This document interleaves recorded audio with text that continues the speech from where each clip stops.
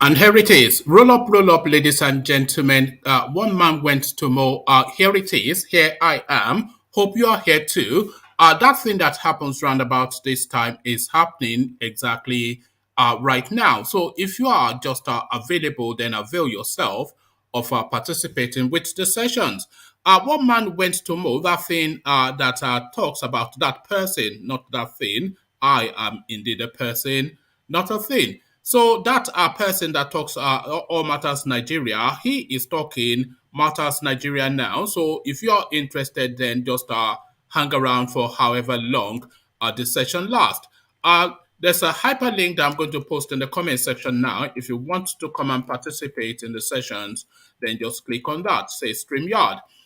So this is what happens here. We talk all matters Nigeria related, and you are invited to participate. If you want to come and share your thoughts, just click on that link that says StreamYard. That is essentially how things happen around here. So this is it, and here it is. Here I am. One man went to mow, the eagle has landed. Another Savior, holy, holy, holy, holy,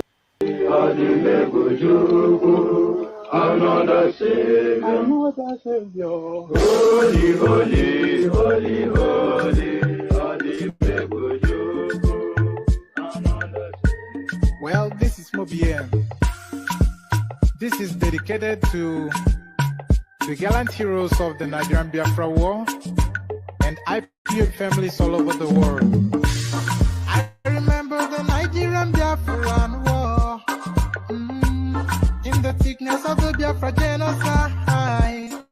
Hey, one man revived the vanishing hope to life. Let the great Biafran army to fight, and they were singing out, holy, holy, holy, holy.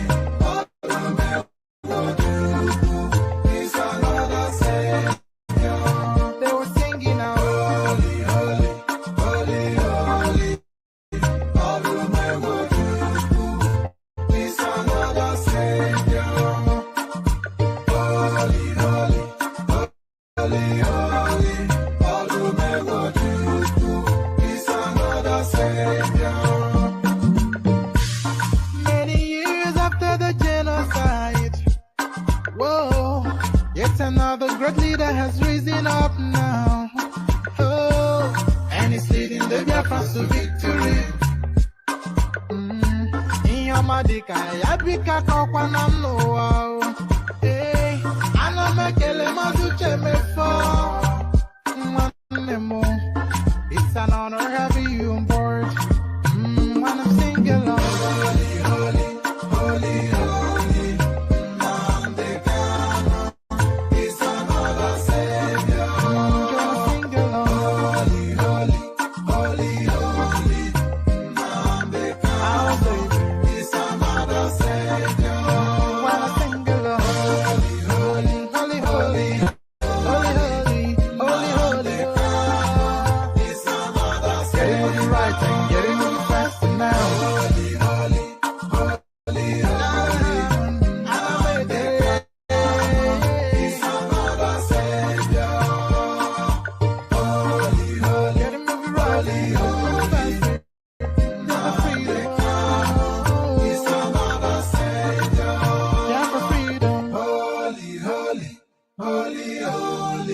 Nnamdi Kanu is another Savior.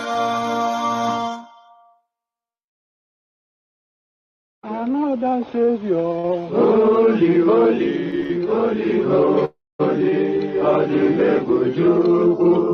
another Savior. Another Savior. Holy, holy, holy, holy,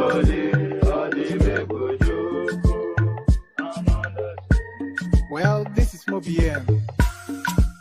This is dedicated to the gallant heroes of the Nigerian Biafra War and IPA families all over the world.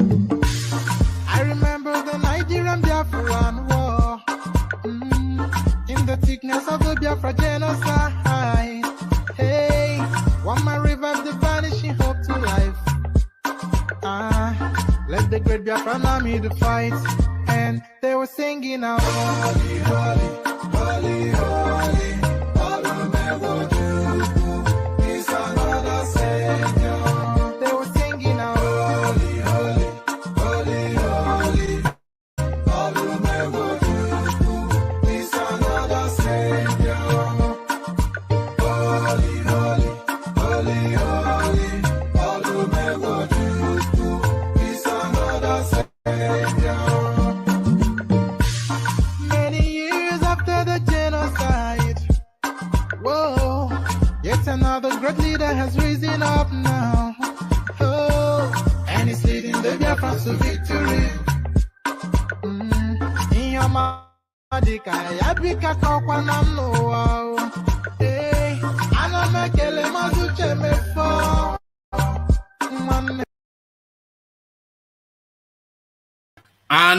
And there it is, right there. Holy, holy, holy, holy. Nnamdi Kanu is their other savior. This is the voices from the east that you're hearing. Not mine. I'm not a voice from the east. I'm a voice from Oyo Alaafin. But the rendition, the musical interludes that you heard, as you know, were voices from the east. And they insist that Nnamdi Kanu remains their other savior. So Nnamdi Kanu remains their other savior. As guys, I bring you this. 2023, TAMBUWAL hints on accepting vice presidential slot. So the negotiations for the political offices have started in earnest, and just who gets what is being decided. So it looks as though this guy is now tampering down his ambitions because of the clamor, I think, for power to transit to the south. So he has made the calculation to arrive at the conclusion that he wants a seat, and if it's not the first seat, then the second seat. 2023, Tambuwal hints on accepting vice presidential slot. So what's led them to that then space? We'll find out just shortly. Aregbesola speaks on Osun APC primary election, reveals next move. So Aregbesola, of course, is not a man used to losing, but then Tinubu is a man used to winning. So you can't have two winners. There's only ever one person that stands on the number one spot, and that spot now are occupied by Tinubu. So Aregbesola tried to flex its muscles at Osun State, and he was summarily given the flogging of his life. A man not used to being embarrassed in public, he retreats to recalibrate. Aregbesola speaks on Osun APC primary election, reveals next move. So quite what that is, we'll find out just shortly. So now when Nnamdi Kanu suddenly appeared within the Nigerian space, a lot of speculation as to how he suddenly appeared. When what is his name from Kebbi State, Abubakar Malami was parading this guy as spoils, as a trophy. Remember when he called the press conference, which he then conducted in Hausa language, the supposed Attorney General of Nigeria. So we all saw that play out, but then very quickly it emerged that Nnamdi Kanu was actually in Kenya before he happened on Nigeria. So, of course, the ambassador to Kenya was in the spotlight, a lot of pressure on him, and he came out to say Nnamdi Kanu was not in Kenya, and then came out to say that Nnamdi Kanu was not renditioned from Kenya, and then he came out to say Kenya did not participate in the rendition of Nnamdi Kanu. So lies after lies after lies. So very quickly now, he gets his, I wouldn't say he gets his comeuppance. Let me just give you the headline. Kenya ambassador to Nigeria, Wilfred Machage. So Kenya ambassador to Nigeria, Wilfred Machage, slumps, dies in Abuja. So here it is right there. Obviously, he's been carrying, as a lot of people do, he's probably carrying all manner of ailments. And then that suddenly caught up with him. So that is one narrative, but then you cannot ignore the backdrop to this guy's sudden death. And you cannot ignore the space where he passes away to in Nigeria. And you cannot ignore the narrative that has brought him to the spotlight to make him a known person within Nigerian space, the rendition of Nnamdi Kanu to Nigeria. So all of that to this headline, Kenya ambassador to Nigeria, Wilfred Machage slums dies in Abuja. So quite what's led to that, we'll find out just shortly. So the last story is not really politics, but human interest and something that is sort of the regular occurrence of virus within the Nigerian tertiary institutions. Abia University students accused, there's a different spin on this, and that is why I am bringing it to you. But the headline will tell you exactly just why I am bringing you this story.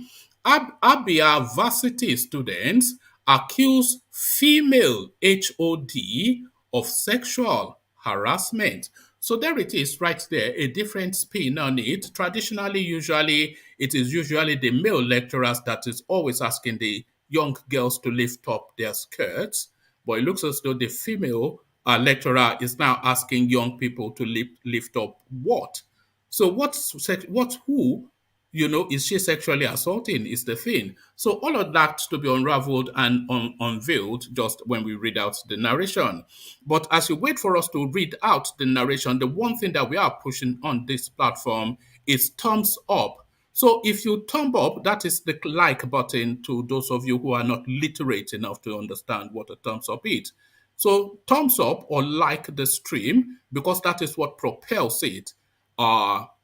On the YouTube algorithm. So nobody is asking you to dust off the cobwebs from your wallet and part with money. No, it is free of charge. So just click on the like button and that will be your contribution to the platform. And then click on the subscribe button as well because we're pushing numbers up. So as you set about the clickings, let me now give you just a musical interlude or intermission to guide you through that clicking process. So Nnamdi has won the war. This is what they say in the East.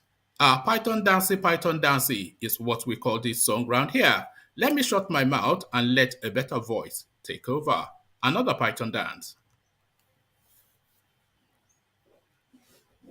Do I walk? O Mary, O Nizu, Boniria, Abakare, Mama Daora, Unapuri Mary Nnamdi win the war. Python that's one, Python that's two, now Python that's a three. Unapuri Mary Nnamdi win the war. Python that's one, Python that's two, now Python that's a three. Unapuri Mary Nnamdi bu onye du aimo o Mary Nizu Ndiroya Abakare Mama Daora Unapuri Mary Nnamdi win the war. Python that's one, Python that's two, now Python that's a three. Unapuri Mary Nnamdi win the war. Python that's one, Python that's two, now Python that's a three. Unapuri Mary Nnamdi win the war. Python that's one, Python that's two, now Python that's a three. Unapuri Mary Nnamdi win the war. Python that's one, Python that's two, now Python that's a three. Unapuri Mary Nnamdi win the war. Python that's one, Python that's two, and Python that's a three. Unapuri Mary Nnamdi. And there you heard it. They continue to insist in the East. Nnamdi wins the war. Ugly rumor, but they insist nevertheless. Nnamdi wins the war. As guys, I bring you this. 2023, TAMBUWAL hints on accepting vice presidential slot. So let's just see now what's led him to that as I click off all of these adverts that have just clouded the screen. So let me just, you know how these things are sometimes. Governor Aminu Tambuwal of Sokoto State has spoken on accepting to be the running mate of a southern presidential candidate. Reports have emerged during the week claiming that the former Speaker of the House of Representatives had rejected such arrangements. But in an interview with correspondents, the former presidential aspirant stated that his ambition to be president is not a do or die affair. So let's just bear with me. I am not fixated on being the president of Nigeria. I want that to be clear. I am always ready to support the process that will bring in one of our best, he said. TAMBUWAL, however, rejected calls for southern governors that the presidency must return to their region after the expiration of President Mohamed Buhari's administration. According to him, he is not bound by the decision of the southern governors as he is part of the Northern Governor Forum that rejected it. The former lawmaker added that it was not up to the southern governors to nominate a candidate for the party. Tambuwal said, I have made up my Tambuwal said, I have made my position very clear on that issue. That when the southern governors met and made that position, northern governors also met in Kaduna and made their position. I am a governor from the north, so I will not be bound by the position of the southern governors on their platform. In any case, the nomination process has to do more with political parties and their arrangements, not forums of governors. It also has to do more fundamentally with the rights of citizens either to run for election or not. These are even more fundamental than whatever arrangements any governor's forum is coming up with. So I believe it is part of the process. The southern governors are saying it should go to the south, whilst the northern governors are saying it should come to the north. I was part and parcel of that decision as a governor from the north. So there you have it. There's no clarity in what he's really saying. So in the opening stanza, he concedes that he's happy to be a vice president to a southern principle, but subsequently he's then saying that the northern position does not acknowledge that power must transit to the south. So a typical politician playing both ends of the stick. Aregbesola speaks on Osun APC primary election, reveals next move.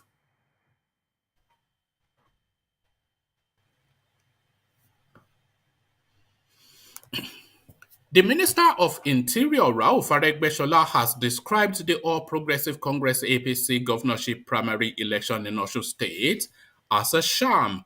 Correspondents report that the ruling party held its primary election with Boyega Oyetola reportedly leading at the polls.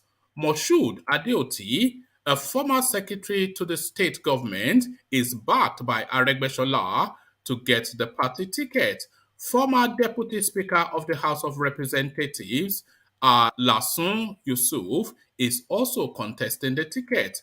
Reacting in a statement by his media advisor, Shola Fashure, on Saturday evening, Aregbesola listed some shortcomings of the election, whilst disclosing that he would take legal steps to address the issues.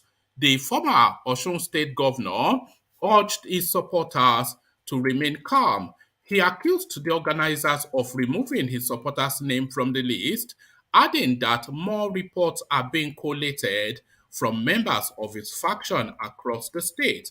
The statement reads, on behalf of the Minister of Interior, Ogbeni Rauf Aregbesola, I would like to thank you most sincerely for heeding the call earlier this morning to participate in our party's governorship primary and conduct yourself most peacefully. You adopted a non-violent posture, even in the face of sore provocation. You have demonstrated your loyalty to the party and democratic ideals. You have comported yourselves as Omoluabi in the true essence. We have received and continue to receive reports of the shenanigans of the officials who conducted the sham of an election. We have been inundated with reports statewide of how your names were expunged from the party's voters register, which was not made available until this morning.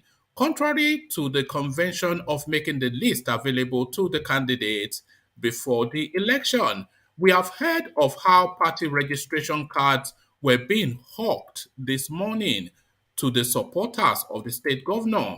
We have also received reports of how accreditation was not done at all in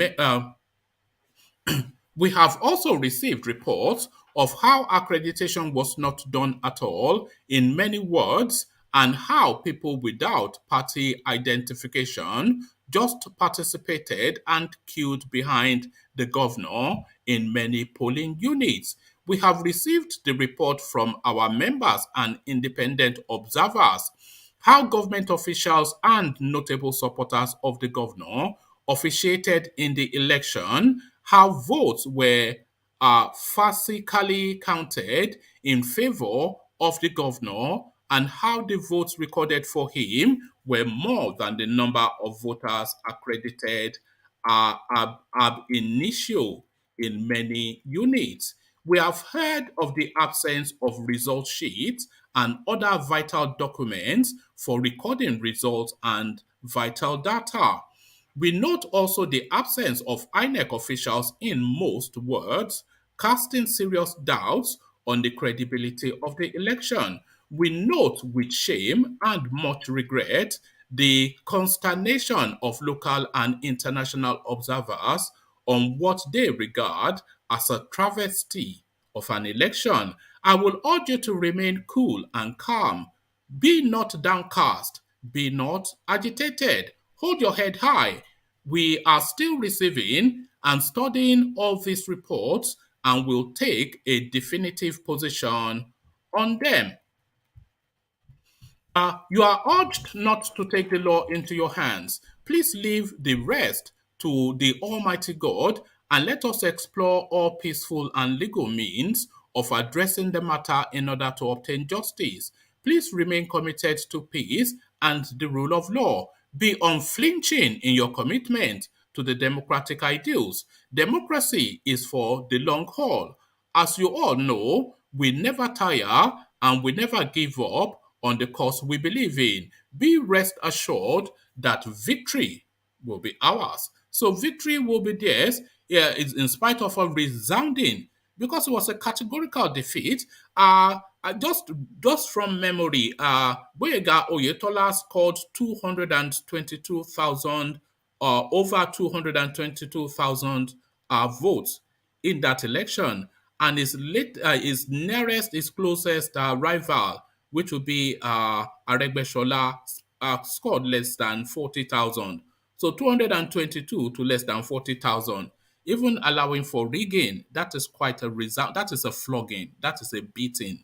That is not a victory. That is a beating. So Aregbesola, take your beating and go lick your wounds in the corner. Just get off the headlines. Kenya ambassador to Nigeria, Wilfred Machage, slums and dies in Abuja. The Kenya ambassador to Nigeria, Wilfred Machage, has died. A statement released by the Ministry of Foreign Affairs confirms that Machage collapsed at his home in Abuja and was rushed to a hospital in the Federal Capital Territory FCT, where he was confirmed dead on Saturday, February the 19th. The statement reads, the Ministry of Foreign Affairs regrets to announce the sudden death of Honorable Dr. Ambassador Wilfred Machage, Kenyan High Commissioner to Nigeria, and accredited to 12 other countries in Central and Western Africa, which occurred today. Ambassador Machage collapsed at home and was pronounced dead at the hospital shortly thereafter at around 12:30 p.m. this afternoon in Abuja, Nigeria. His wife was with him when this unfortunate incident happened. Also confirming the demise of the diplomat, his twin brother, Sospeter Magita, who is also a former Kenyan ambassador to Russia, told pressmen that the commissioner collapsed and died at his home after taking lunch. He added that his brother died whilst in the company of his wife, who he had been living with in Nigeria. May his soul rest in peace. So there you have it. It's just a short and curt announcement. It doesn't really add much in detail, but they say it's a sudden death, which then is to hint that he wasn't contending with any form of a debilitating ailment that has suddenly then taken victory over him. So a sudden death then is a death that was not anticipated. So marry that with the Nnamdi Kanu backdrop of how this guy supported the Nigerian government in the capture and kidnap and brutish rendition of the man from Umahia.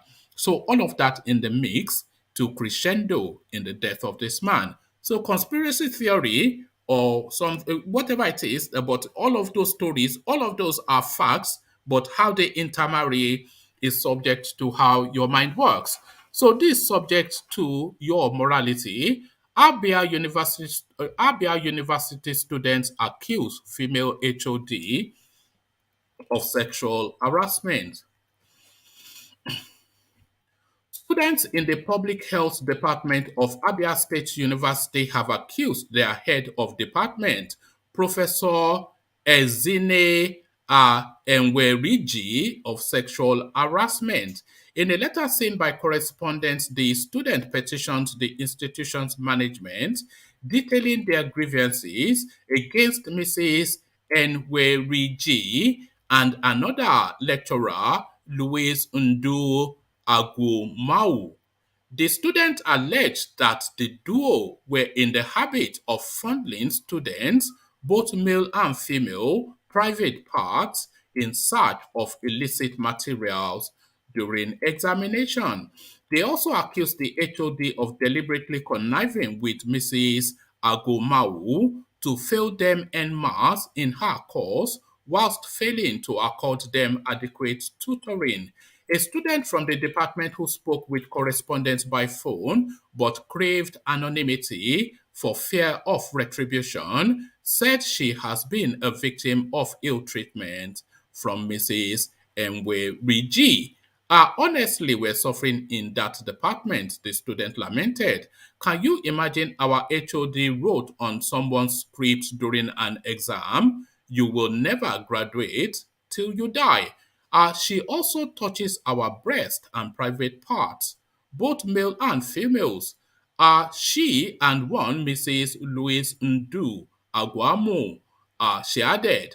The students said during one of their protests, a spokesperson of the university's vice chancellor advised them to articulate their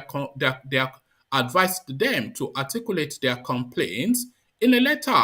When reached by correspondents, the dean of student affairs in the university, Professor Livy Nwo Koecha, declined comments, saying it is an internal issue that will be resolved amicably. So, quite how you resolve amicably sexual assault, it is only something that is known to the East. So, the resolution of sexual assault. Uh, Obiona, I see you. Here in Ghana, we have Vin. There in Ghana, we have Vin. I see you. I am African rejoins us.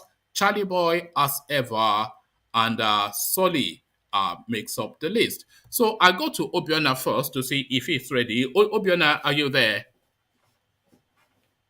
Obiona. Obina. Sorry, not Obiona, Obina. So it's Obina, isn't it? Yes. So good to Yeah. have your good to have your now. So let me start you off from where I stopped off.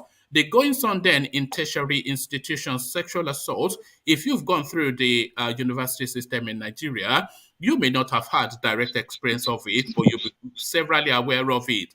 And it is usually female students that are usually sexually harassed by male lecturers. But role reversal, but everything still the same. sexual assault by female HODs and her body girlfriend, touching up the girls and inserting into them. So what are you then making of the goings on in Abia University? Thank you. Good morning, good evening, and good afternoon, wherever we are. Yeah, this is very unfortunate. I remember, those days in school. I might not have encountered it myself, but I knew that friends were having those issues. I remember one of my friends asking me to escort her because a particular lecturer was asking to see her. So I escorted her to the office, and right in front of me, he said, "So you brought an escortorio?" So it's very sad, and it is very sad now to see that even it's not just on the male side. Instead of it being eliminated, we are seeing it. Maybe females also taking advantage of the male. It's I don't. We need to maybe have a system where, because I know in University of Port Harcourt, microbiology started a policy of making sure that each lecturer, a particular course is not being taken by one lecturer. So that means you have 3 lecturers take that course, so that even if one person wants to maybe sexually harass or take money to influence the score, it will not influence the overall outcome of the course, because not all the lecturers might be on the same page. So I think we need to start a process of trying to make sure that those kind of things are curbed, and that people who go that route do not end up succeeding either from both ends, either from collecting money or harassing, taking sexual advantage of anybody, or from the student side, even being able to pay money or do something and expecting to see a result. We need to tighten all the ends. That's my take. All right, thank you, Obina. But is the universities, not this university in particular, but this university being a test case, but is the universities' response not what exactly helps to perpetrate this? Is it not the universities that are facilitating this? And I'm saying this let me give you the last sentence to see where I'm headed. It says, when reached by correspondence, the Dean of Student Affairs in the university, Professor Levy, declined comments, saying it was an internal affair that will be resolved amicably. It is not an internal affair now. It's a criminal act. To sexually assault somebody is a criminal act. But then when she's saying it's an internal affair to be resolved amicably, that is the language of cover up.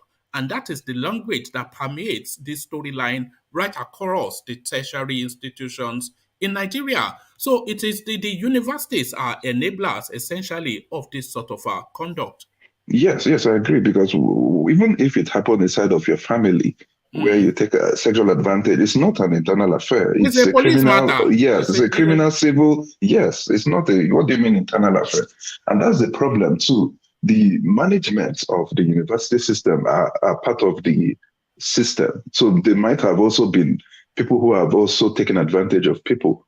So you find them covering up their colleagues. Maybe their colleagues voted for them to get into those positions.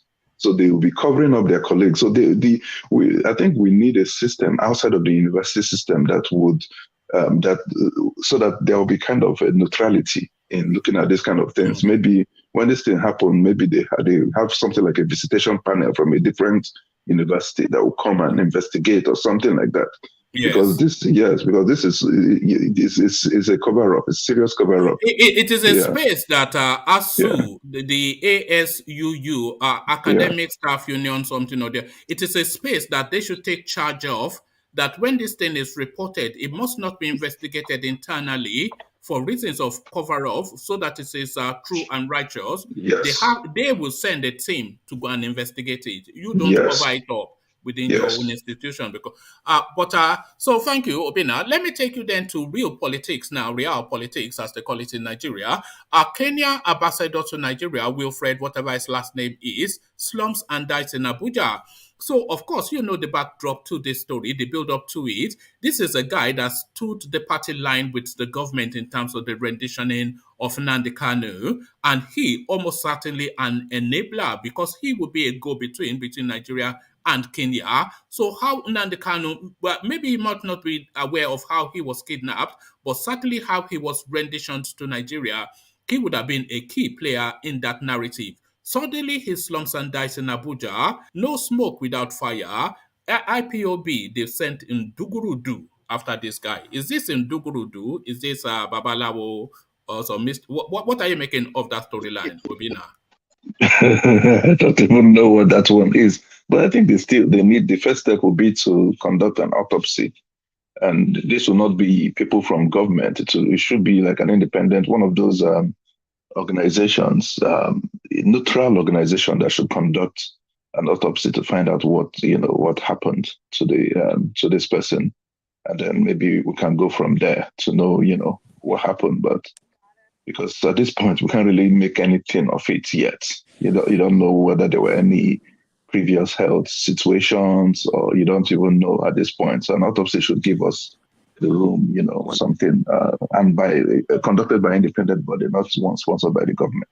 But is the lesson to learn from this is that do not cross an Igbo man.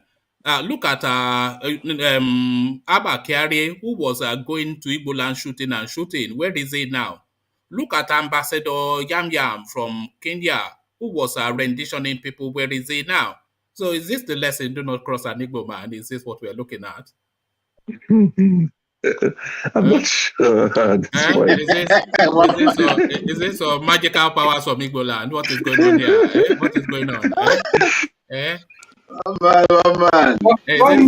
One man without due respect. I knew you couldn't resist. I was waiting for you in CBD. You see? Yeah. One man.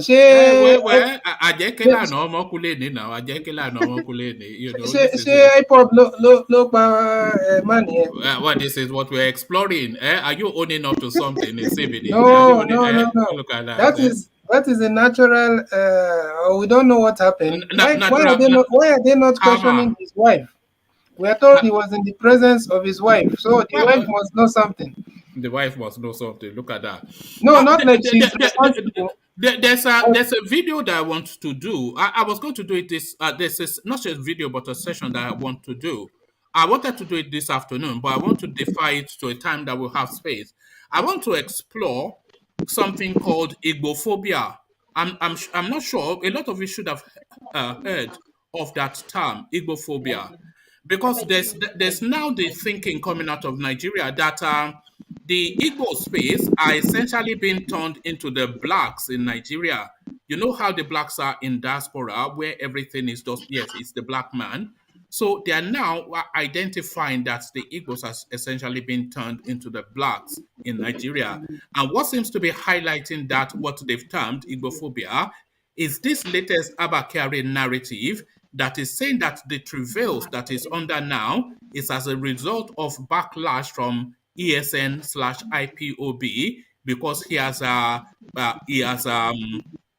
because of his onslaught. That was the word he used against the space.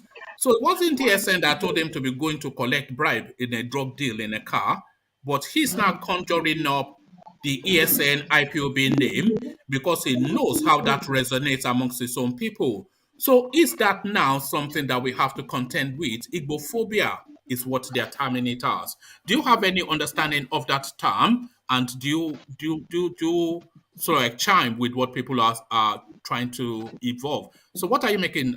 This is Dobina. What are you making of that? Yeah. So thank you. Yeah. I don't. So if you've committed a crime, then maybe you will just have to face the music. I don't think you can start linking it to your misunderstanding with some other person. Just like you mentioned in your opening statement, we did not send him to go collect money from somebody in the car. We did not send him to have communication with Hush Puppy. If you've had your own dealings, nobody sent you to do that. So when you say, okay, we're responsible, or this is responsible, so if, let's say, anybody wants to pick on you on something, they will have to use something you have done. So let's leave the person who is picking on you and concentrate on the person, on you as a person. Did you do this or you did not do it? If you didn't, the investigation will unravel it. If you did it, investigation will unravel it. Why do you think he conjured up the terms ESN and IPOB? It's sentiment. I just think when people do something, they try to take attention away from that thing by conjuring up sentiments that don't make sense. Like nobody sent you to do anything. Nobody sent you to sit in the car and take money. Nobody sent you to do whatever they've been accused you of doing. So is it that is a sentiment of okay, they made him to be caught? Maybe that's where he's coming from. But you're a police officer. You have been dealing with people who committed offenses. You know the implication of when people commit offense. You know what you do to them. So why are you complaining? It's going to be the same music that you have to face if he did it. All right, thank you. So let me take you then to PDP politics. TAMBUWAL hints on accepting vice presidential slot. So the one thing, because every anticipation is that the 2023 election is going to be the most significant election in Nigeria, because it's going to either mark the closing of a paradigm to evolve a new paradigm, and then it's also going to mark the end of the traditional names that have held that country hostage. Whoever becomes president in 2023 is not going to be replaced by the traditional names. It's not going to be replaced by Babangida, Buhari. All of these names are out of the equation. So this is the last stand of one generational paradigm to a shift to a different paradigm. But where is that shift and how is that shift going to take place? So everybody calibrating, and we cannot really state categorically who is even going to get the tickets of the parties, never mind who will emerge president. The vast majority, the population want a complete change from the old order to a new order, a generational shift as well. All of these things wanted, but none of these things will happen. We will get from some of the names that we're accustomed to. So TAMBUWAL, one of those names, but he's now calibrating to say that he's willing to take the vice presidential slot. So him coming out quickly to say that he is willing to accept the vice presidential slot, are we then from that, because he's a senior voice from the north, are we then from that to conclude that the PDP has now decided that that power should shift to the east, to the south rather? Maybe that's a Freudian slip because I was thinking Wiki. So are we then to conclude that they've accepted that power should shift to the south? And how does article play out in that whole equation? So TAMBUWAL hints on accepting vice presidential slot. What is your reading of that headline? What do you think is in play there, Obina? Yeah, so I think maybe he's kind of playing to the pressure of, it's a turn of the South, it's a turn of the South, it's a turn of the South. But the thing is, who is the South? Who is going to be the Southerner that will carry the flag of the PDP? Who is capable of facing APC? That's the problem, because right now, I don't think, I don't like, there are very great people in the South, quite all right. But the problem is, would they have the resources, both financial, physical, okay. and any other those kind of resources to face the APC in the presidential election? Name names within the PDP of southern extraction that you feel. Yeah, are you hearing me? Sorry. Oh. Yes, I can hear you perfectly. Okay. Sorry. Yeah. So I was saying that I don't know if you heard the previous words I said. We did. Okay. Sorry about that. Okay. No, it's so yeah. So what I was saying is, so it depending on what APC comes up with, if I don't see, I mean, the most likely candidate from APC is going to be the Asiwaju, most likely, but again, he has a lot of fights to resolve there. So that is also not even certain at this point. But let's assume that is the case. I don't know, because normally you need all the regions normally work together to produce a candidate. So I don't see a northern region working with the southeast. as against with the Yoruba. Sorry, can I interject quickly? So it's just like a question, really. Sorry, hello everyone.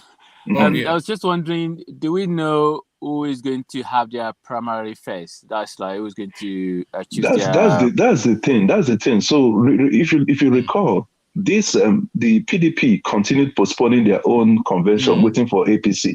So that's, I think, PDP might almost even like be a the cat one. and mouse. Yes. So they keep on postponing, but at the end of the day, they couldn't wait, so they did theirs. So I'm thinking it might be the same thing, because APC likes to do last minute stuff.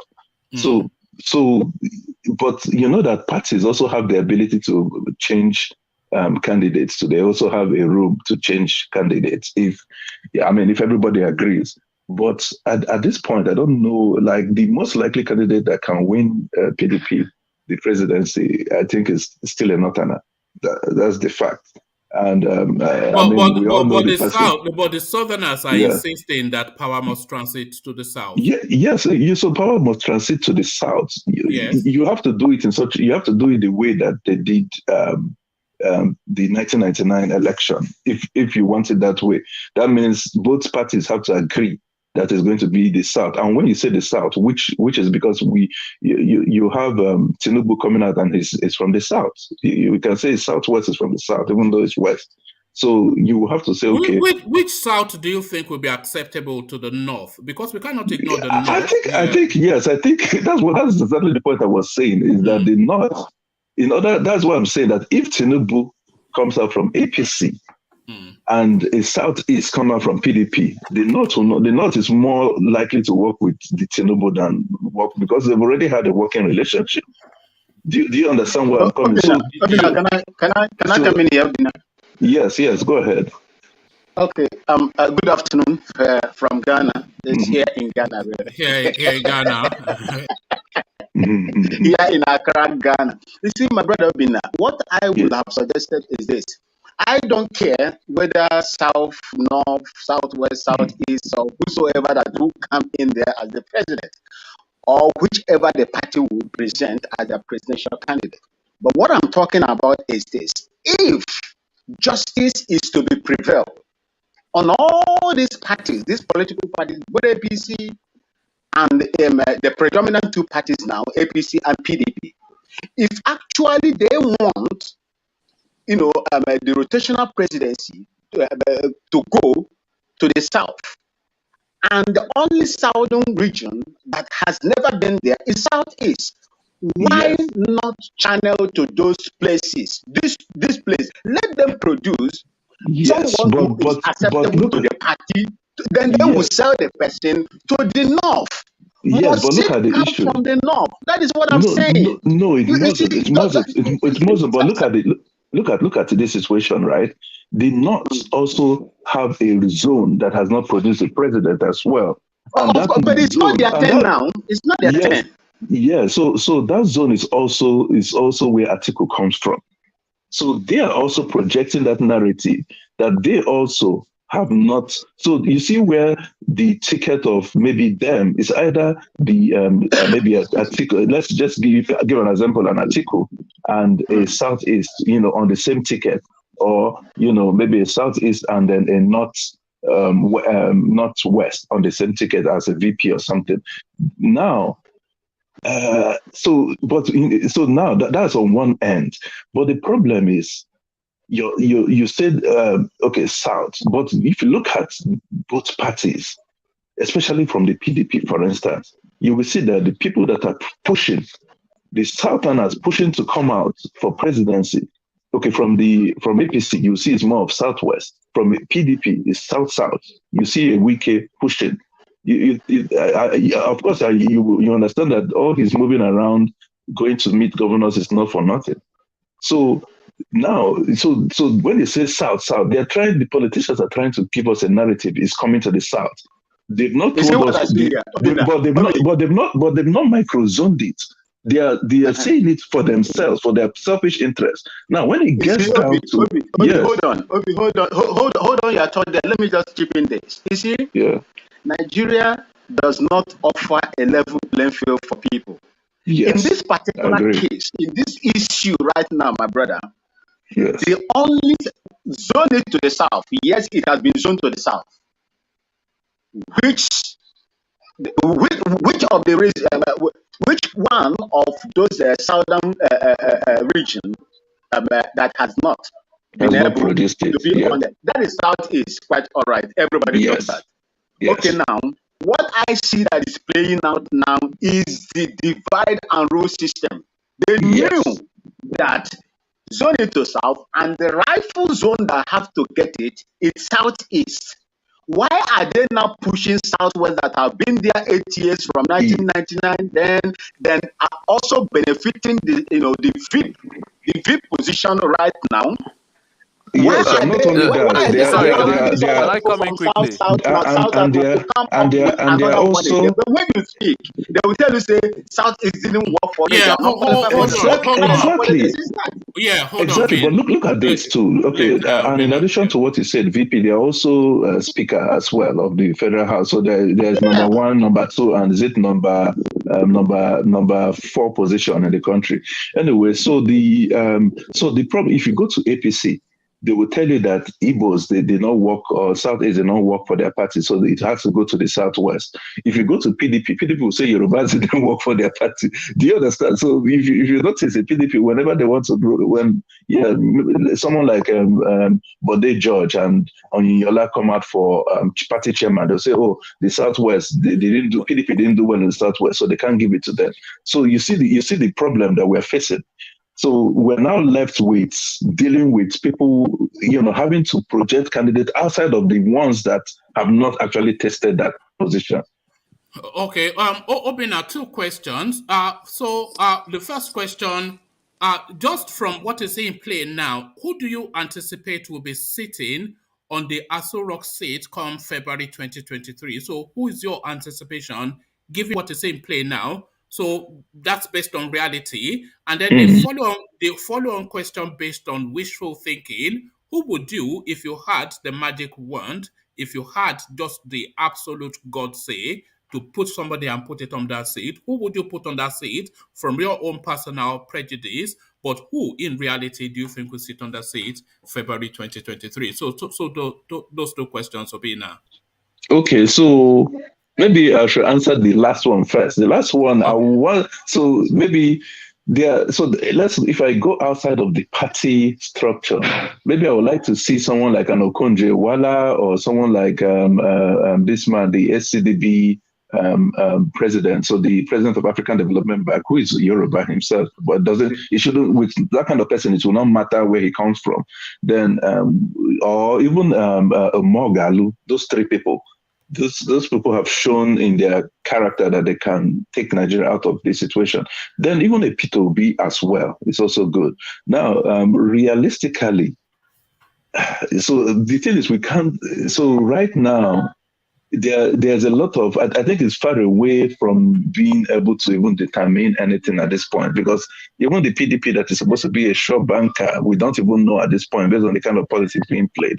Bala Mohammed is also interested. A lot of governors are interested, and those people control delegates.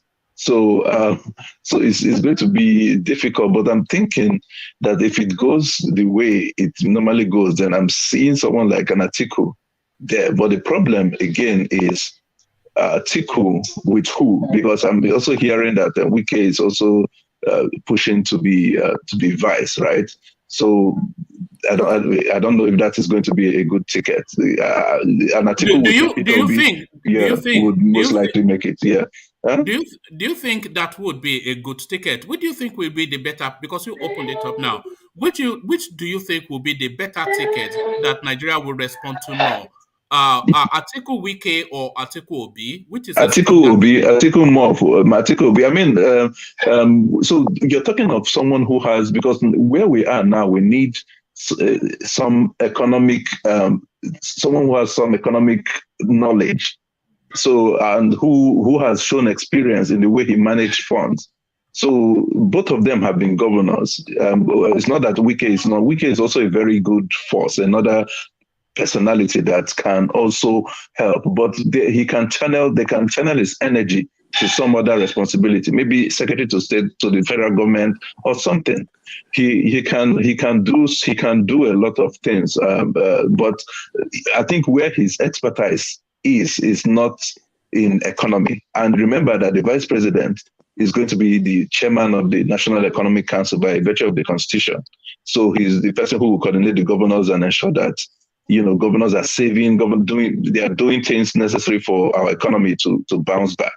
So that's just from the PDP side. But from the APC side, so I'm giving you PDP because I don't know who will win at this point. From the APC side, now, someone like, I know he's Yoruba, but someone like Professor Osibanjo, I think is a good person. At least you can tell. Why? Because he speaks good English. No, not that. But because if you notice, when he was, right now they no longer allow him to be acting president. Whenever he's acting president, don't you see the difference? You see how something that was pending, the Chief Justice, what's that his name again? The one from Cross River that they removed. Onogen, yes, Onogen. Yeah. He swore him in. He appointed him after they didn't want to. His recommendation came a long time ago, but he did it. When the DSS did the nonsense they did that time, he sacked the chairman or the director general of DSS. Yeah, so he's not somebody that, it's not somebody that plays those kind of games. You will see that he's a strict person, and you will notice that for them not to, whenever Buhari travels, he doesn't hand over anymore to him. It shows that there's something he was doing right. And you see how he was going to the south, he's going to Camp Fred Neves, he was going everywhere. That shows somebody who, so I think he's a good candidate for that position. Hold on, Charles. It's interesting. A lot of people conjure up the name. I'm good. It's good to hear from you, Obinna, by the way. Yes. And I like your politics and I like your voice. So anytime you have a chance, then please join us. We do this daily. But what I was sampling when I put those questions to you are questions that everybody else has answered on this platform. And I was hoping that you'll come up with something especially new, but you just went to the traditional spaces. Peter Obi, Akinwumi, Adesina, the African bank guy, Madam Ngozi, who nobody can argue with. So that was everybody's personal choice. And the realistic choices were the choices that you made as well. So it's just interesting to see just how narrow, because I've always insisted that there's a dearth of talent coming through within the Nigerian political space. That is why we recycle all these old politicians. And we set a challenge just the other day. I challenged people that were saying we need a generational shift, that come up with a real superstar name, age between 45 to 60. Do you have a 45 year? Yeah. No, the reason why I mentioned, for instance, someone like Atiku now. For instance, before now, someone like Soludo, did anybody know Soludo? Did anybody know, even Ngozi Okonjo-Iweala, even El Rufai? Those guys were brought in by Atiku as vice president because Atiku was practically running Nigeria in the first time, while Obasanjo was trying to get our image fixed, by traveling and everything. So you will look at these people. Atiku is somebody that has link with the youth. I have link with the younger ones that will give people the opportunity to show themselves and to show what they can do. That's the reason. So the thing is, you will need to use people who are already in the system to get these people in. So now, someone like El Rufai might not have had the opportunity to become governor if he didn't serve as FCT minister. Someone gave him that opportunity. You understand what I'm saying? So it's yes, in rare cases, you might see somebody who will come out from just nowhere and become something, but rarely will you see that happen. Someone like Peter Obi, for instance, had never served in politics before he became governor, but he was close to Ojukwu, for instance. So he won the election because he belonged to a party that was formed by Ojukwu, right? So that was how he was introduced. Okay, someone like Tinubu, for instance, too, a Fashola who did well, they said he did well in Lagos. Nobody knew him, but it took somebody who is in the system to introduce this person. So that's the thing is that we need. Yes, I understand. You're talking of 44 years old, but okay, look at the Kogi State governor. Can we say that he's really representing well? Is he not a young person? So, no. So we're not. But that's the point now. We're talking of somebody who would have the capacity to do things, and it's not just being young that is the problem. Because also me too, I would say, I'm within that age range, but then it's not just enough to be young. You need to show capacity to deliver. You need to show capacity, and you need to have worked to experience, not to see. Because in order for you to get the ball running, you need to have gotten some level of experience, either by working with the people or somehow, not that you must have occupied positions, but you need to be able to show that you can deliver and deliver well. That's my point. All right, thank you, Obina. So, Obina, I think Charles has a question for you. So he'll put that question, and then I'll take you to another talking point. So, Charles, you wanted to ask Obina. Yeah, I want. Yes, Charles. Why do you say that the Igbo guy will never be? Why you say that the North will toss a Yoruba guy as a president, the Igbo guy? What do you mean by that? Can you explain? No, so why do I say the North will do what? They toss a Yoruba guy than the Igbo guy. No, because if you notice, okay, look at if you look, one of the worst elections that happened in the history of Nigeria. Why I call it worst is because of the emotions that were involved, and it was 2015 election between Dr. Goodluck Jonathan and President Muhammad Buhari. So you will see that the Southeast and the South. And we're all towards Jonathan, right? So even the people from the North within the PDP went with Buhari, right? Now, the Yorubas normally, if you say, it's a North and a South thing, but the Yorubas always have, kind of team up with the North. I'm just being realistic. It's not like I'm saying South is weak, and I'm a member from South is we cannot win an election. We can, but the thing is, you can't win it alone. You need to do a handshake across the Niger in order to win an election. Jonathan winning the election in 2011, he had Northern support, and that Northern support came as a result of his boss Yaradua. But after that, you see what we're talking about. After that, they were like, his turn is over, that he can't continue because it's going to put him at over 8 years, because he already served 2 years of Yaradua's tenure. Then so they didn't want to see that. So you see what I'm talking about. There's always that. Who do you work with? Who do you work with? You get where I'm coming from. But yes, you see, that's the issue I have with that. Yes. The issue, you see, if you want Nigeria to be one and fair, then you must do something to make it fair. Because how can let people not be president, and you want these people to be in the country that don't want them to be president? How long should the 100,000 Igbos be in Nigeria if they can be president? How long should it be? No. So the thing is this. So the point is, first of all, in a real situation, it shouldn't even matter where you come from to be the president. It shouldn't. So there are some candidates I mentioned now. Someone like, say, Osibanjo, someone like Aku, the president of the African Development Bank. If they are president, even Okonjo Iweala, you will not notice you won't even know where they come from. Like, they are not people who will show favorability or more favor to someone who is from their area. So it shouldn't even matter at all. So because we say we are all Nigerians, that's one. Now, so secondly, the thing is, you see certain governors, they will meet and be threatening. It must be them. If not we'll lose. You don't do, it's politics. Politics is not, it's not by force. You would appeal to people, even if it is you we all know.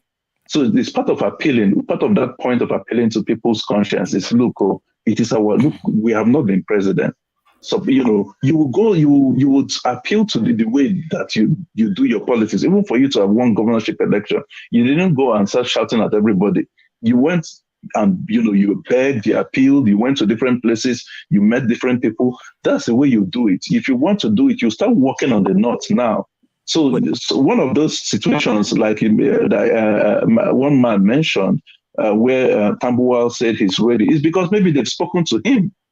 You see, Because initially he wants to run for president, but now he's saying he's ready to accept because someone has appealed to his conscience. Are you seeing?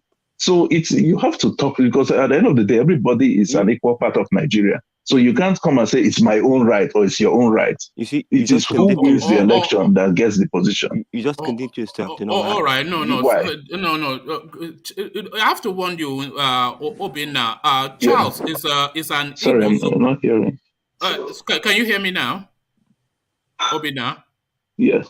Sorry. Okay, I have to warn you that Charles and somewhat on CBD, these are they are Igbo supremacists. They are Igbo first people. They don't want to hear it if you are not telling them that the Igbos are going to be president, not just of Nigeria, but the United States, the United Kingdom, the UN. If you don't tell him that, he won't let you go. So just tell him what he wants to hear, so that. But look at Igbos. Let me tell you, me, I'm an Igbo man. I want to be president one day. Let me tell you too. So let me tell you, see, the fact is this. Look, Uncle Wala, she's not an Igbo person, but she's heading a world organization. Soludo, that was once CBN governor, did very well. Most of the Igbo people you've given responsibility to, you see that we've excelled. So it's not a problem of capacity. It's the issue we have is politics. It's not capacity. And when we say politics, let us come together and say, okay, let's maybe if we decide on somebody, okay, for instance, look at this situation. When Atiku picked Peter Obi, it was still his own people led by Umahi that did not even want to support. Oh, they did not consult me, they didn't consult. But one of your own is there. You see the problem. So we are even our own problem. We're not supporting each other. We keep on saying we want to be president, but when it gets down to one of us getting close to that position, we're the ones trying to bring it down. So you're not going to. So the problem is, it's not someone from outside that is going to push your own candidacy. We need to come together and say, okay, look at what is going on in Yoruba land now. Are you not seeing almost all of them are tending towards Tinubu? How many Yoruba persons have come out to say they are running for president? It's not like you cannot come out. You don't have the right to come out, but there are some things going on in the boardroom or behind the scenes that you don't know. So it's good. Yeah, Odzokalo, what's his name? Rocha Sokorocha, Omahi, they're all coming out. It's a good thing. You come out first, but later you will now play your politics amongst yourself first. You have to first agree amongst you who should be the one to go. But you can't. All of you cannot. You can't. Two people from the same place cannot be running for a national position and expect that one of you will win. Someone who is alone will just win the election, will win the ticket. That's the fact. This is a number game now. So we're talking of politics. It's not capacity. Capacity, the Igbos have it, and we have it very well. But the problem is playing the politics. Obina, let me ask you a question. Do you think the real problem we're contending with in the East is that they've always somewhat stood aloof from the Nigerian politics? They've never really fully participated because they speak in two tones. They speak traditionally in a tone of wanting their own country, which is their primal want, and secondarily, they are speaking then to Nigerian politics. So is there somewhat of an aloofness in the East towards politics? Because it is only at political times that the politics, and then at other times, they stand aloof and want to go their own way.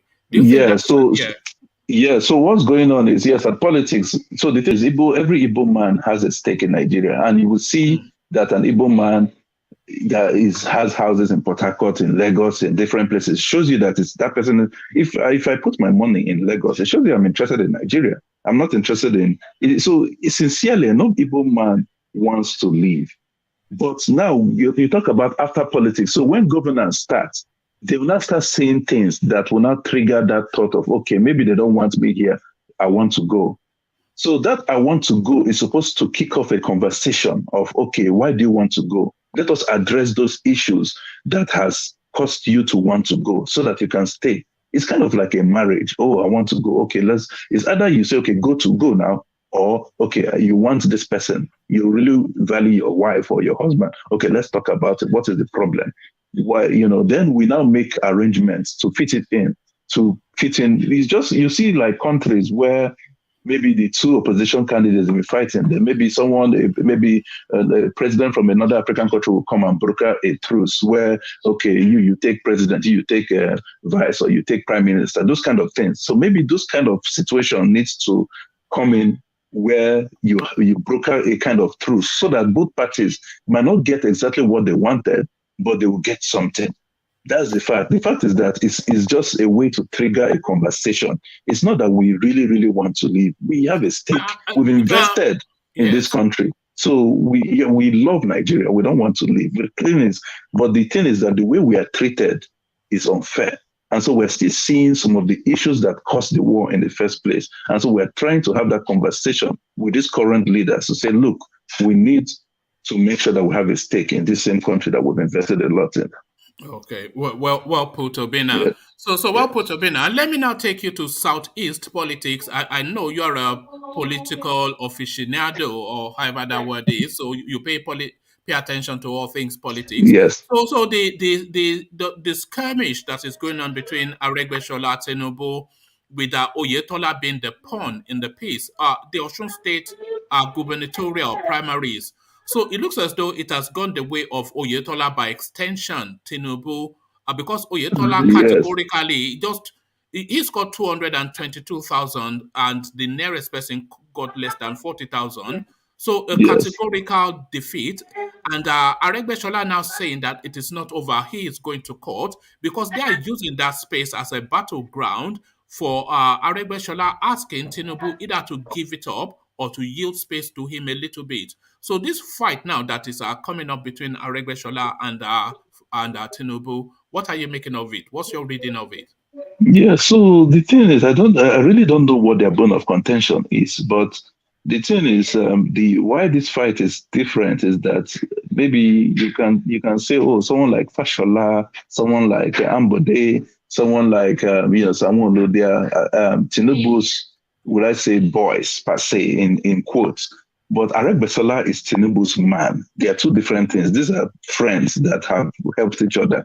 So it's going to be it's going to affect both of them, even Tinubu's presidential ambition, if they continue like that, if they don't settle. Because one thing with the worst thing to do is to have your own friend as your enemy.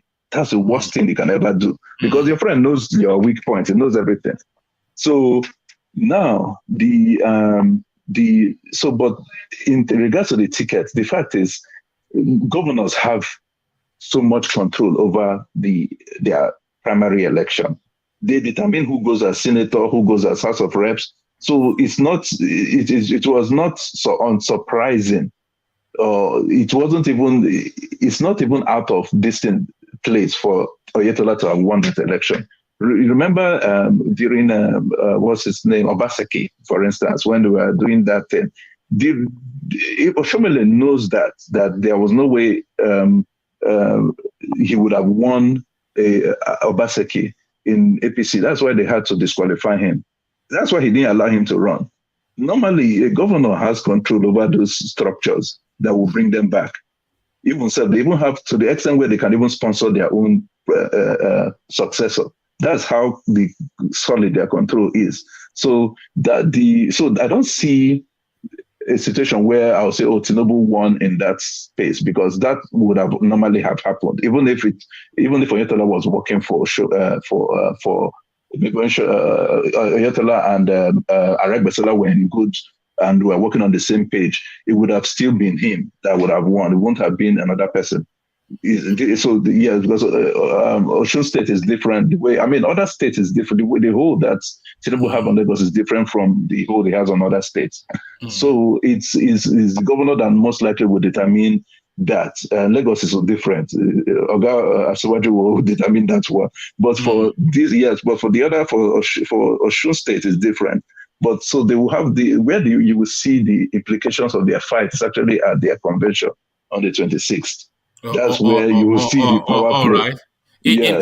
Interesting times ahead. Yeah. So stay with us, Obina, because I think Solly has a question for you. But before Solly goes,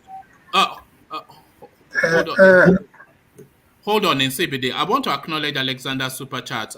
So Alexander super chats to the conversation that we're having, and this is what he says.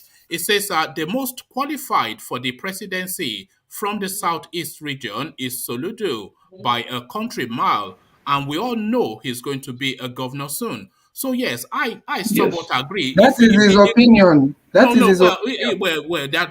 it though. That is his opinion, which is entitled to in CBD.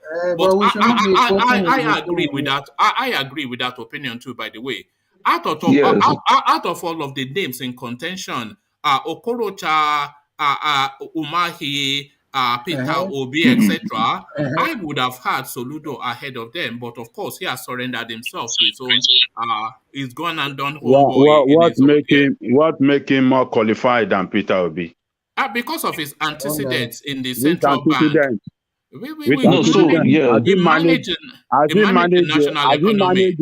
Has he managed a state before? You are biased for Peter Obi anyway. No, this is the guy that we have seen what he did. So, I mean, to place Soludo over Peter Obi, I think I don't buy that. I think Peter Obi. I agree with you, Ajale. Huh? All right. So I agree with you, 100%. Yeah. Thank you for the super chat, Alexander. But let Solly put his question to Obina. So Solly, put your question to Obina.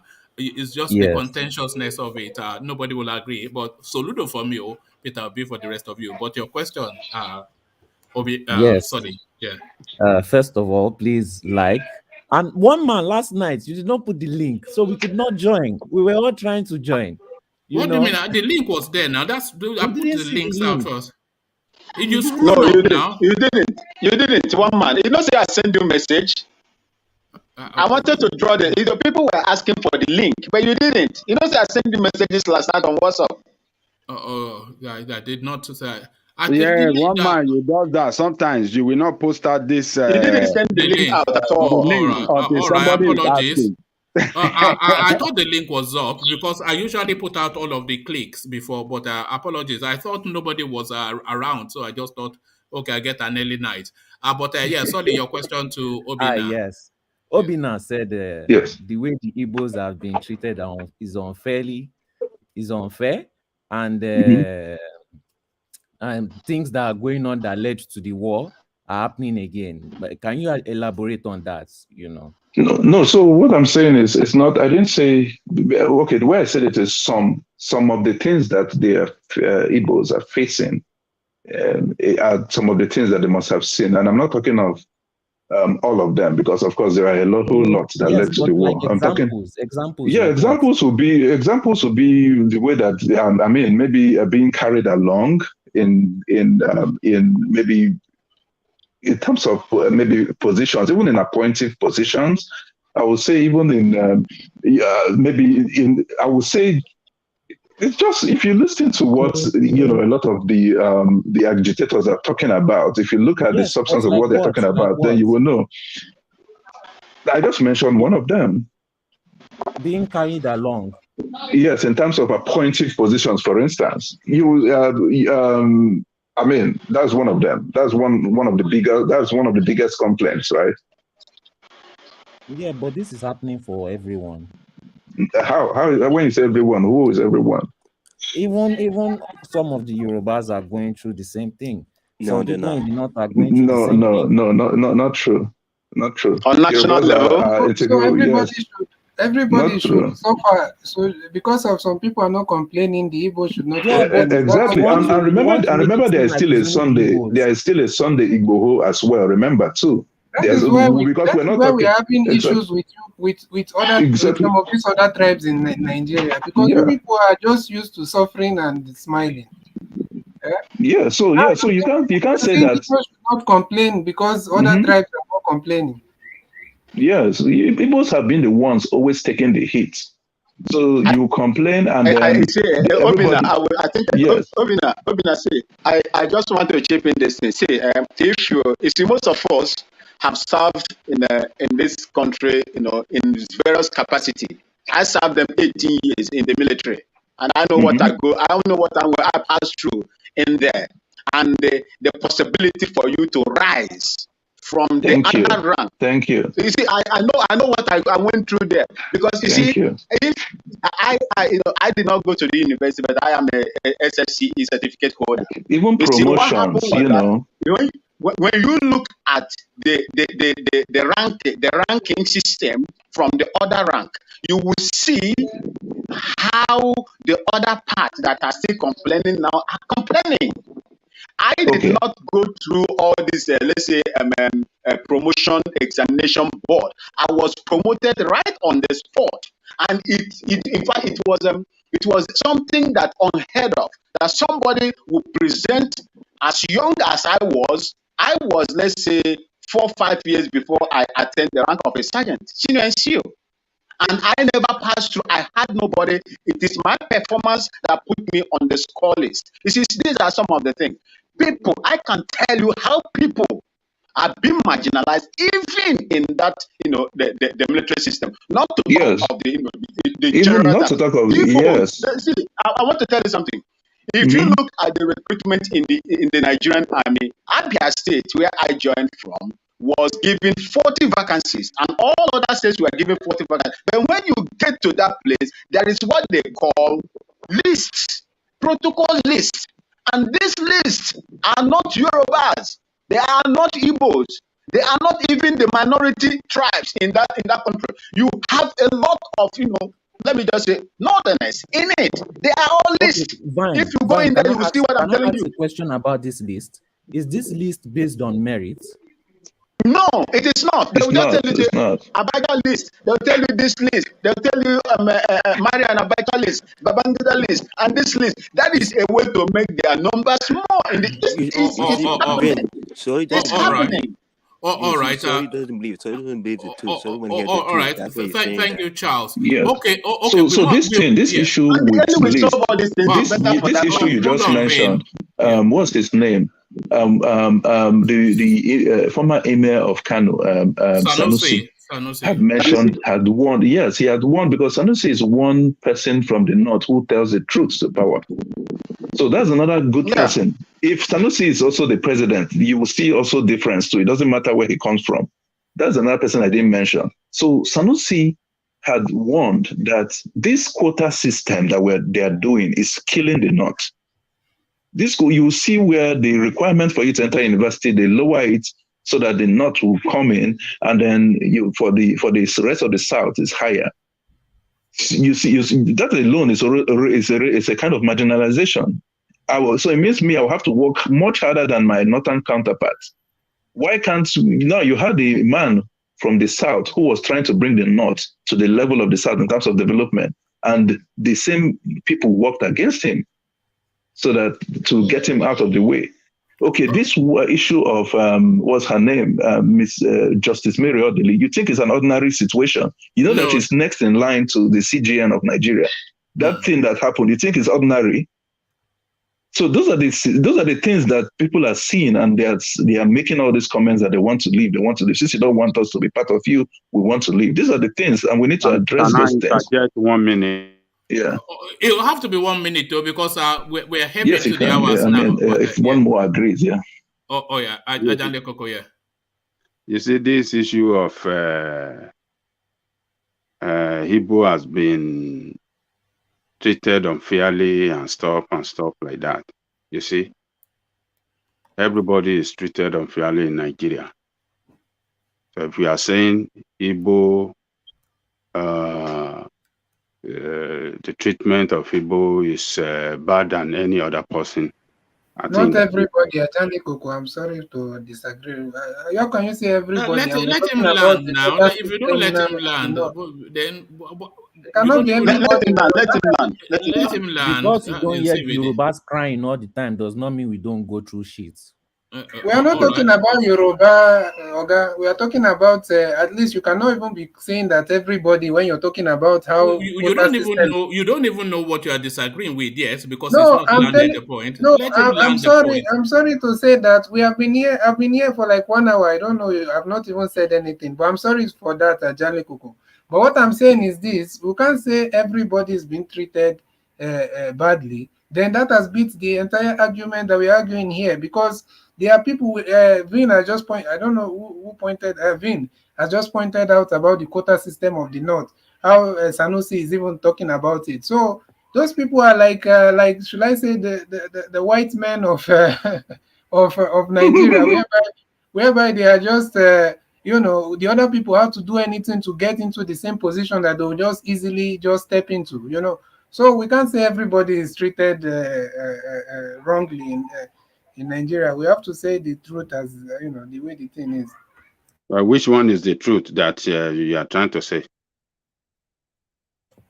Everybody is not treated fairly. Everybody is not treated the same in Nigeria. We have to say that. So your position is that Igbo have been marginalized, have been oppressed.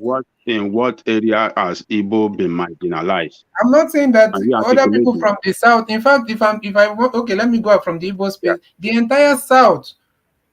Okay, now you are talking.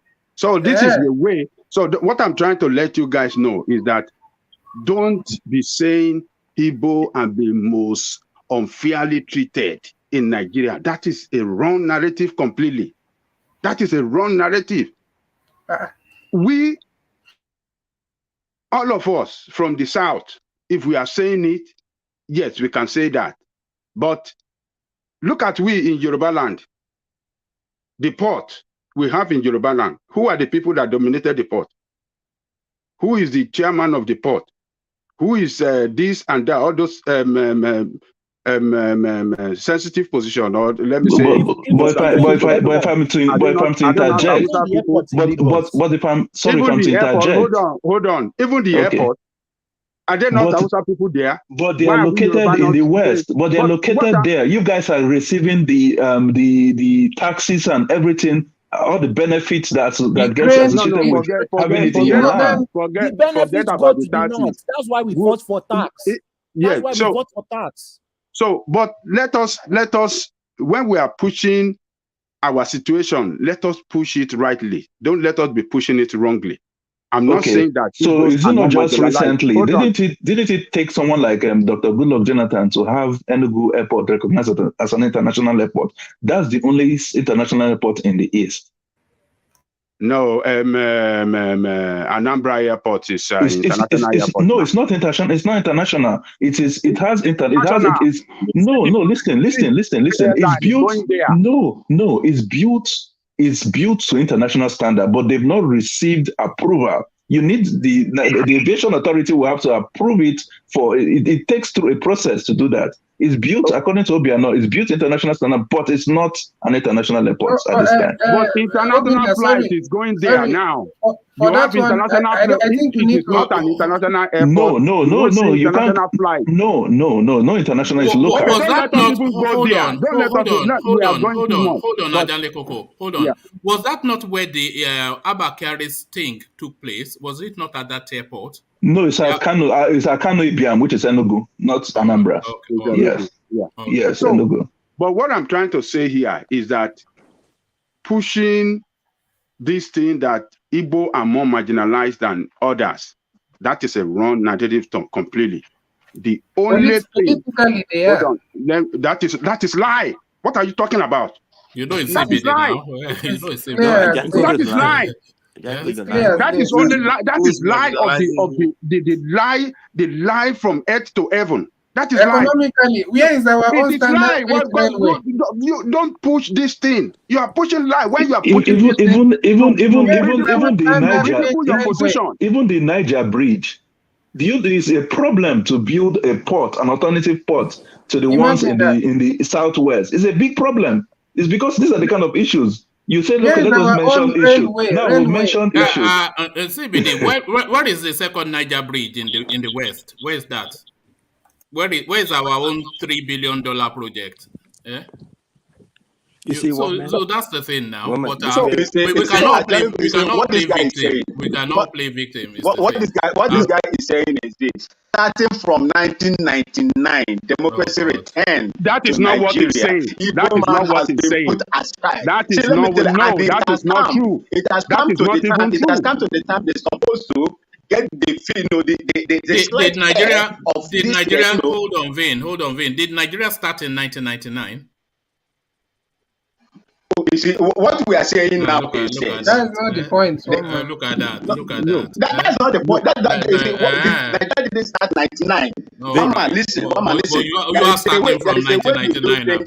There's a way you do things and you make people look as if they move away from the line of thought. You are painting a story now. You are painting a narrative. You want to victim play. You want to victim play. Vin, sorry. Let me say this. I have something I have to get back to. Please, can I interject? One at a time. Okay, everybody stop. One at a time. So can you mute yourself, whoever that was? Let Vin land his point very quickly. No, I'm saying I haven't make my point. But Adale Koko, you have to steam through because we'll be shutting down. No, they interjected. Somebody interjected. Hold on. Go ahead. Can everybody hold on? Let him go. Can you hold on? When I say everybody, that includes you. Adale Koko, you have to steam through that point because I'm going to be closing it in 40 minutes and we're only on Obina now. So quickly make the point. If Obina wants the right to reply, he replies. Vin has his insertion quickly. In CBD gets his quick say, although CBD is not known for quick say. He likes to moan. He will moan and groan and complain about everything. And then we hear from Bia. So quickly to it, Adale Koko. So what I'm trying to say here, if we are pushing our case, or if Igbo are pushing their case on marginalization on presidency, that is absolute true. But to say we'll be completely marginalized in Nigeria, that is not true. Politically, on the position of president, that is absolute true. And that is the way we should push it. Don't say you are marginalized more than any other person. We are all marginalized in the entire South. We have seen the position that these Fulanis in power, the way they have strategically, installed their people, put their people in almost strategic position. And another thing is that we have to blame our leadership as well. We have to blame our leadership. So on the presidency, yes, I will agree that Igbo is marginalized and it's the time for the Igbo to be president of Nigeria. So that is what we should be pushing, but not saying that Igbo are more marginalized than others. No, Igbos are spread all over the places in Nigeria, doing business and making money and doing well everywhere. So you cannot come and say that Igbos are marginalized. No, you are not. Nigeria created enabling environment for Igbo outside Igbo land to succeed. And Igbo has harnessed that opportunity and use it well to develop themselves. More than even some people in their own places as well, they develop. Look at Abuja, for example. Is Abuja an Igbo land? It's not an Igbo land. The landlords in Abuja. Yeah, but we know the position of Igbo in Abuja now. So how can you say that you have been marginalized?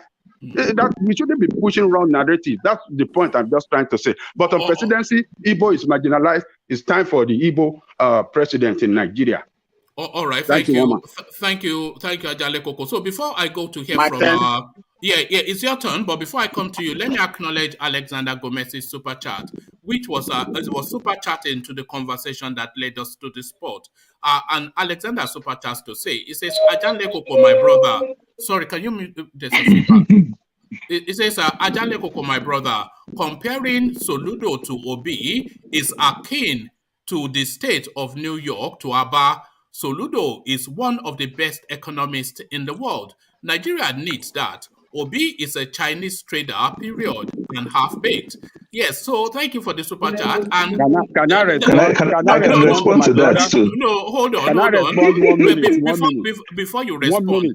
No, hold on. You will get before you respond. I want to align myself with Alexander super chat, because those are my thoughts too, but I just did not want to go there. The Obi is just a China man. Remember how Kiyamo was mocking him during the last election and gave him that appellation, that moniker, China man.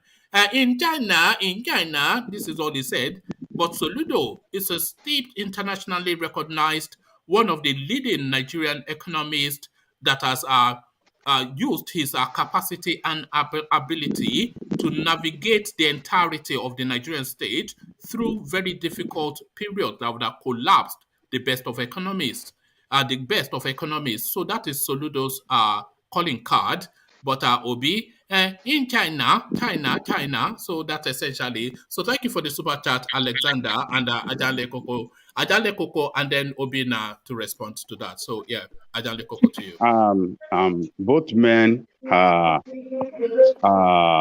distinguished and successful men in their career. So, what do you call this guy? Soludo.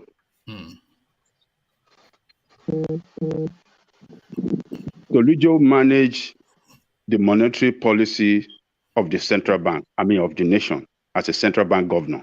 It was successful. We have to give that to him. And we have to give that to him because he served under a president, Olusegun Obasanjo, who was a very forthright man and who had a very good economic policy for the country together. So good economic policy, good monetary policy, match up together, and that was what we have a very good economy back then. So if Soludo had served under Buhari, it would have failed completely. If we had served under Buhari, it would have failed completely.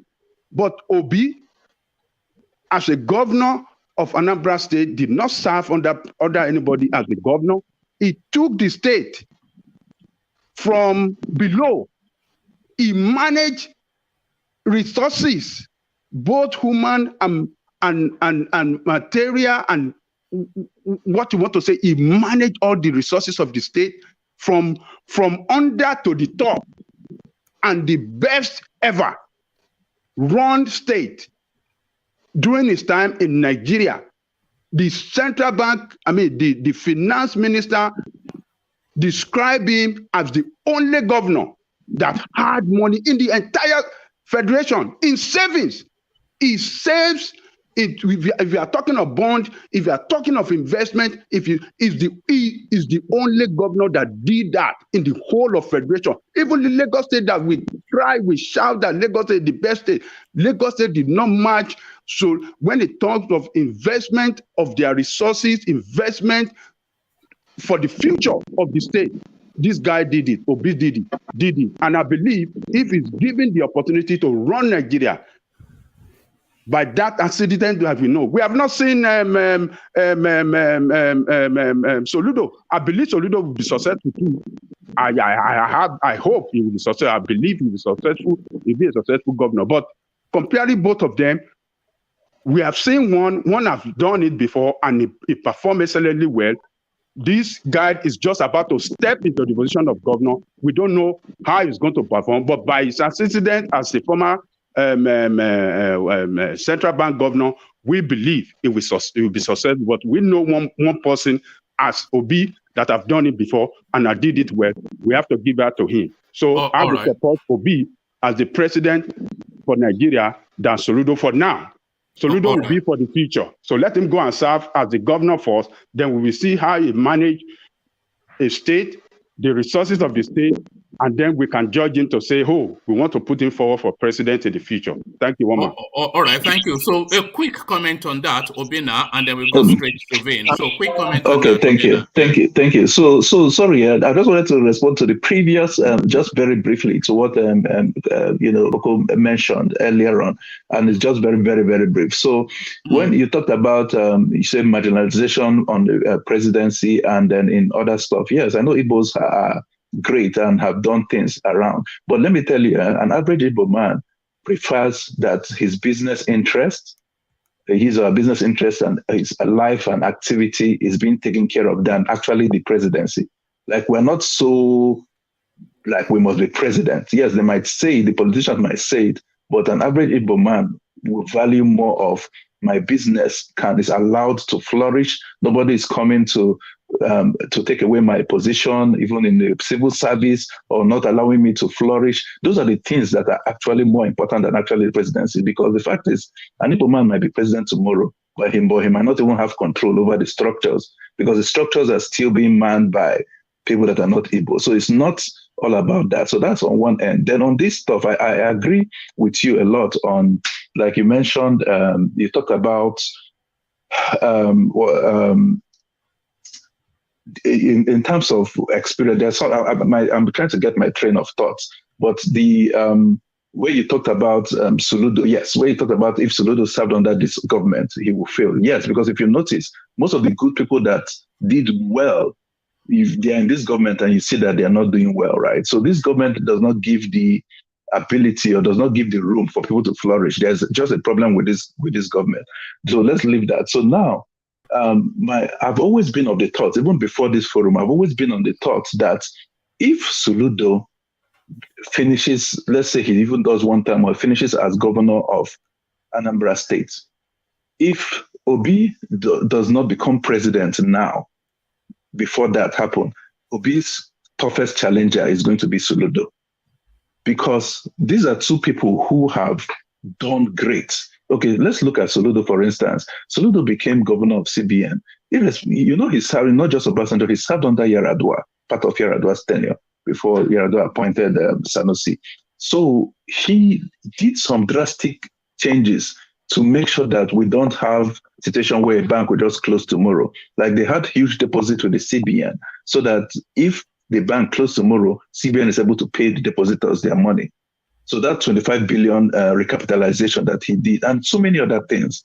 So Soludo, he is a very successful economist, and he showed that in the management of the economy. Now, is on his own, yes, he can make a good president, but in comparison with Peter Obi, that's where there's a problem. Peter Obi, not only is he a good economist, he has also managed a political federating unit. That's different. This man has, so incidentally, Soludo is stepping into their shoes too. So that will also give him an edge. But for now, Peter Obi has shown, when other states were struggling and trying to get bailout from federal government, Anambra wasn't one of them because of what Peter Obi did during the time. He was one of the people that under Jonathan, when Okonjo-Iweala was trying to save, he was the only governor that was insisting on saving. The rest were thinking of trying to take the money. So now, so he, at this point, I think Obi is more qualified in terms, not constitutionally, because both of them are all qualified, but more in terms of readiness to battle. Okay, in the course of his tenure, he also tested the court system. How many times the first time the court system brought in, he's the first governor that came in through the courts that showed that he won an election. He's a governor that was illegally impeached, or even before the impeachment, it was a governor that, I think it was the impeachment that happened first, the illegal impeachment. He tested the court, he went back, then came back again as governor. Then the third time, they tested the court in regards to the tenure of office. It was the one that went to the Supreme Court. The Supreme Court is the only court empowered to determine tenure of office. They now determine that it is when you are sworn in and not at a particular date, May 29th. That was why we now have staggered elections. So he has shown that dexterity. He has tested the systems. He's somebody that knows that has fought the system, those so-called system. This is one of those guys we are talking about that, yes, he's now an old tough, but he would bring in a new tough. He will bring in he will usher in a new era. He's someone that is meritorious. You will see from the way he has served. So to me, for now, he is more qualified than Sanusi. Thank you. I mean, Sanusi than thank you, Obina. Can you hear me, Obina? Incoming governor Soludo. Yeah. Can you hear me, Obina? Yes, I'm just hearing you now. Yes. No, I was trying to interject to hurry you along, but it sounded as though you could hear me. But just one thing, and then I'll move on to Vin. Has anybody ever told you that you sound like a guy on Ingenje Media? You have the same texture of voice. Go look for Really? Ingenje Media. Go and look for him on YouTube, and Ginger. you Okay. Okay. you will hear your own voice back. Oh, So Mazi is a somebody will correct me now. Mazi is a queer or something. He calls himself. It's So okay. thank you. It's So okay. Mazi is okay. Yeah. So Vin, yes, you wanted to come in. Yes, I would like to tell Angelico that on the part where he said the Nigerian government, made the enabling environment for Igbos to thrive all over Nigeria, it's not true. Igbos were forced to live in from their own states because of ugly political system. You don't have concentrate. Igbos are meant to be importers. They import goods, they trade, they produce, they manufacture as well. But you keep the port an international status port, let me say 6-7 hours away from them, and they bring in all these things. The cost of transporting the same goods to the east where they base is very expensive. Ajaliko should go and check how much it costs to bring goods from China and how much it costs to bring goods from Lagos to the east. That will give you that Igbos were moved out of their places in order to seek for convenience and where they can do it. If you repeat the same thing in Cross River, Port Harcourt Seaport, you will see that the number of Igbos and businesses that you have in Lagos will reduce. That's number one. Politically, No. Sorry. Let's leave it there. Let's hear from CBD because people are pushing to hear from Bia, who has now left us, by the way. So sorry, Gandu. We That's won't okay. get to hear That's from okay. I'm Bia. sorry about that. But no, not you. But it's just pressure of time. You know how it goes. And CBD, you wanted to come in.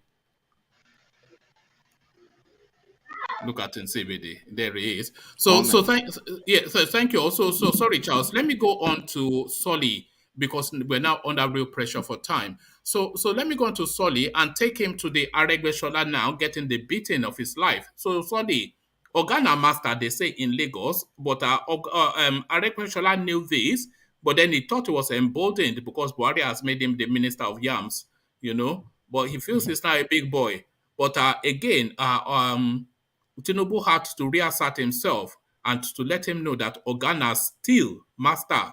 So Organa still master as Aregbesola gets the beating of his life in Osun State primaries. What are you then making of Aregbesola? He huffed and he puffed, but he could not blow the house down. Solly.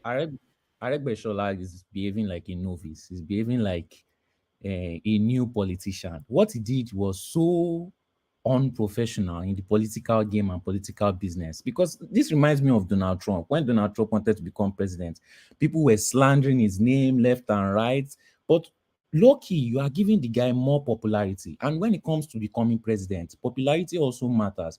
If people are talking about you, whether good or bad, your name is still ringing in the ears of people. So it was a bad move on his own part. One man, Aregbesola, cannot take down Tinubu. So him just coming out, the man was just in an emotional state. Him just coming out because he has a little bit of excitement or power that just probably came into his head. Maybe he heard something and he thinks he's sure of something. He gave him the confidence to be shouting like this with no backing, no support, no plan. What else was he expecting from a master planner? So he just shot himself in the foot. You can't take Tinubu down like that. If you want to take him down, don't talk about him. So schoolboy error from a senior politician, Aregbesola. Yes. Is this the end of him though? Because people will not forget. People will not forget. Yes. This is not the end of him. This is politics. You can always find a way to spin something. Let people forget, let things die down, then you come back again with a new. Because you always have fans, you always have supporters. Once you've built those supporters, good or bad, they are staying with you. That's why they are called supporters and fans. So it's not going anywhere. And all this nonsense that he will go to court and is coming up with this list of wrong deeds that the usual nonsense, the usual thing that we have from losers. The court system is kind of rigged, in Nigeria. That's why all these kind of problems, they'll say you should go to court. Obviously, when you know that you've rigged the court system, of course you tell people to go to court. So it's just wasting his time. All right, but that's the traditional go-to, isn't it? I've not yet, apart with the exception of Goodluck Jonathan, I've not yet heard anybody concede that they lost an election in Nigeria. It is always rigging. They rigged it. They bought the voters. It, They bought it INEC. is Nobody loses an election fair and fair, free and fair in Nigeria. It's always rigging, It's and they it's always go normal to all court. over the world. It's normal all over. Even Donald Trump was saying, one rig election here. Donald Trump is a Nigerian, He only happened to be in America. Donald Trump is a third world president that unfortunately happened. He's a dictator now, but unfortunately he found himself in a democracy. That is what his problem is. Imagine Donald Trump in Nigeria. He'll be worse than Buhari. Uh so thank you, Solly. So Solly, for reasons of time, let me take another talking point to another talking voice, and then if we still have time, I'll come back to you because I know you came in first. But let's go to in CBD and let's stay with politics. TAMBUWAL hints at accepting vice presidential slot. So TAMBUWAL now he's looking at the calculations to say he will surrender the first seat. It's not do or die, he says. But then the calibration then will be that power should transit to the south. And of course, when power transits to the south, it comes to the southwest. But in the PDP, they don't have a southwesterner that's strong enough to run a presidential ticket. So are we then saying that the PDP they have to go shop for a strong Yoruba name to present as a presidential candidate? So Tambuwal concedes the presidential slot, but PDP don't have a Yoruba man that is strong enough in CBD. In CBD? All right, we don't appear to have. One man, we have. Why are you trying to run away from me? Oh, no, I was waiting to hear from you now. So to the question in CBD. About TAMBUWAL and Tinubu. No, I was saying that at TAMBUWAL, he's saying that he's willing to take the vice presidential slot. So that Yes. that suggests that he has considered that power should transit to the south. But I'm then saying that the PDP, they don't have a strong, because when power transits to the south, traditionally and for reality, it comes to Yoruba land. But I'm saying the PDP, they don't have a strong enough Yoruba person to present as a ticket. So do they then have to go and shop for a strong Yoruba name, maybe to even go and poach in the APC for a strong Yoruba name as their candidate? Yeah. Why are you saying for reality? Maybe traditionally I might say maybe you're right, but for reality, I don't think that reality is something we should continue in.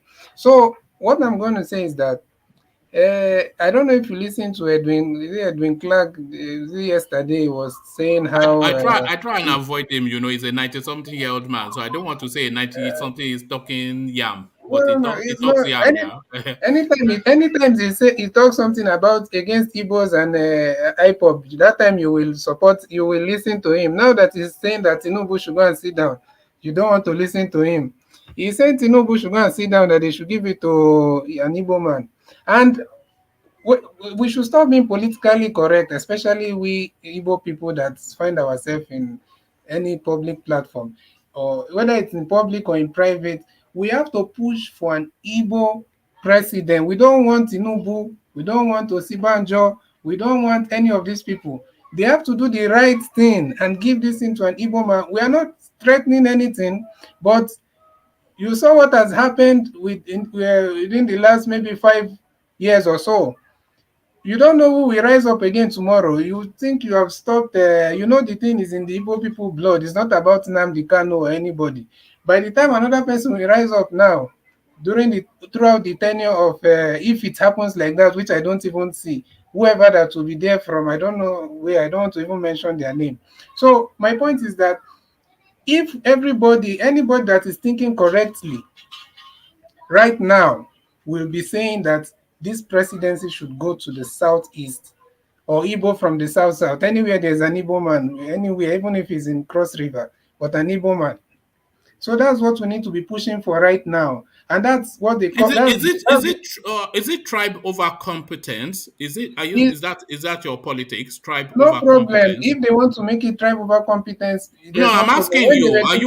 Are you putting tribe above competence? No, if you ask me, to be honest, I think since every other person have tried and we are still speaking the same, we are still singing the same song in Nigeria, then they should give it to an Igbo man, because I'm sure an Igbo man might now save the entire space, because definitely everybody have done their own, and we are still saying the same story. So me personally, hold on, without mentioning Peter Obi, can you mention 2, not even 3, but 2 Igbo names that I are will strong mention enough? more than 2. That's strong enough to be president, yeah. Without mentioning, why should I not mention him if he's because that's the number 1 go-to. Everybody goes to Peter Obi, who is not really, yeah. Even if you give it to the woman Okonjo-Iweala, she will still transform the country. But she's not a politician. She's not a politician. She's not. No, she has been a minister. I'm sure she has. I don't think you don't have to be a traditional politician to be president. Yeah, even though he was a politician, remember, he was in government. Yes, so it doesn't. Okay. There are many of them. Whether you want to give it no, 2 names. Yeah, give me one more. So what happened to are you? Is it the names you want, or you want people that can perform? Because names we can be mentioning all the names. No, give me 2 names that you feel are strong enough from the East to be president of Nigeria. I've given you. You've given me Madam Ngozi, who I don't. I agree she's competent, but I don't agree that she's a politician. But I concede that. Give me one more. The people that are coming out, why don't you give them? Okorocha, you give to Okorocha, give it to Okorocha. Look at that. You see, this is the problem. Why can't you give it to Okorocha? Even you why can't you give it to Abaribe? He's not showing interest, and it's too tribal. They will still show interest. They will show interest. Why can't you? Even if you give it to Wike, we don't have any problem. President Iberiberism. Even if you give it to Wike, Wike is not an Igbo man. Wike is not an Igbo man. Wike is not. Wike is an Igbo man. The point that I was making, which I think you have made, is that there are no talents in Igbo land at the presidential level. There are no talents. So you cannot. That's why. Let me ask you one man. Hold on. Let me make the point, and then you can report. So that was why I was asking you if you are putting tribe over competence, because you have just admitted now that there is no talent in Igbo land. So in CBD. No, how can you say there's no talent when you're the one that have told me not to mention someone like Peter Obi? I wonder why you're telling me. You're using your power of the platform to silence people. I'm not silencing you. I'm not silencing you. Marginalization in the platform. Marginalization in the platform. It's only because people always go to Peter Obi, so that's why I wanted to remove him to see just Peter Obi is the golden man there. He's the golden man. We are putting him forward as our first choice. Second choice for me, it should be Okonjo-Iweala. I'm saying if we don't have any other person, they should give it to either Okorocha or Wike. But this thing must go to the southeast or south Igbo. Anyone, even if they say they are half Igbo, as long as Igbo is there, whatever it is, we don't need this same thing to continue. If not, we are not saying anything. We have to know. In CBD, do you want the best president for Nigeria or the best Igbo president for Nigeria? So 2 distinct things, and the 2 can be the one and the same. But if they are not one and the same, the best president for Nigeria or the best Igbo president for Nigeria? I feel it's only an Igbo man. To be honest with you, if I want to be very honest. You see, aside from an Igbo candidate right now, the only person that I'm seeing that there might be hope if they allow him if he's given power is Osibanjo. To be honest, I've always said that I like Osibanjo, but I don't know why you keep on pushing this thing of Tinubu. The man is going close to 90. I don't know how old is he. Yeah, and we are trying to come out of this thing of godfatherism. He's 69. We know how old he is. He's 69. Yeah. No, please. Yeah. So you're saying that 69? Are you trying to say that Joe Biden is older than him? Well, and he's wearing that unless you know better. No. So what I'm trying to say is this: we should be looking for a way of coming out of this thing of name and title over substance, where people can really work and do something tangible. We just want to get this big name, oh God, Jagaban or whatever is there. That's not what we should be putting. And then all these people go and say Baba or Ekabosa. That's not what we want now. We want people that we work, because this thing that we are doing, look at Lagos, for example. These people have been shouting Baba, Dobale in everywhere in Lagos. Me, I grew up in Lagos. All this time, what is the result of Lagos? Are you not seeing development in Lagos? Is this what you're saying in CBD? Oh my God! I'm asking you. The development we are talking, is it the one of building road, or is it human development? We are talking about human development. Right across, yes. There's no right across. The schools being built, the hospitals being built, the health centers being built, the roads being built, the bus stops being built, the flyovers, the drains, everything. No problem. What is the population? Can it sustain the population? Is it accessible, or is it? You're talking about hospital that. Sorry. It is designed based on the budget that is allowed to sustain the population. It's not sustaining any people. Do you know how many people is running out of Lagos every day? Do you know how many people are running to Lagos every day? I said based on the budget. Based on the budget. Do you know how many people? We don't see the budget really working in the east. One man we do, but not as much as it should, because they'll start to jump. They will budget bring is Peter Obi again. Which people is even generating? Is it? Let's not go into this tribal thing now, because we'll start arguing. Is the whatever revenue they are getting? Who is generating the income? Why is it bringing the budget in the east? Is it Yoruba people that only that generating whatever is one at a time? One at a time. Hold on, one at a time, and in CBD, yeah. Come on. Yeah. Within the last not even 2 months, let's say from December, that's going to 2 months or so, or let's say 2 months. From December till now, do you know how many people that ran away from from Lagos that I have accommodated in my house before they had to go and look for their own place? And I'm telling you, how many people ran to Lagos? And I'm telling you, among those people, 2 are Yorubas. So what I'm trying to tell you is this: it's not about building road and doing standard gauge, whatever they are doing there. We are talking about human development. Are you not seeing what is happening? People are crying. In CBD, more people are leaving Igbo land to Lagos every day in thousands. And when you people are marginalizing what will they do now? Because of their businesses. They don't have. Who is marginalizing? It's you people that marginalize yourself. You are not investing on your own land. So don't say that anybody marginalize anything. Where are they bringing It's you Igbo yourself that marginalizes yourself. If you are not investing on Igbo land. In Lagos, Lagos today, the revenue you get in Lagos, you won't get it anymore. You can't get it there. No, go and invest there. People will come. So we should go and create. If you invest in Igbo land, people will come there. People will go. I'm the one speaking now. No, I can't hold on when I'm the one speaking. No. When I was in Nigeria, I used to travel to Aba, Onitsha to buy stuff and bring it to Lagos. What are you talking about? So you're proving my point. You're proving my point. It was working then. We are telling you. So why did it stop? It's your politician that killed you. It's your politician. It's this politician that destroyed that place.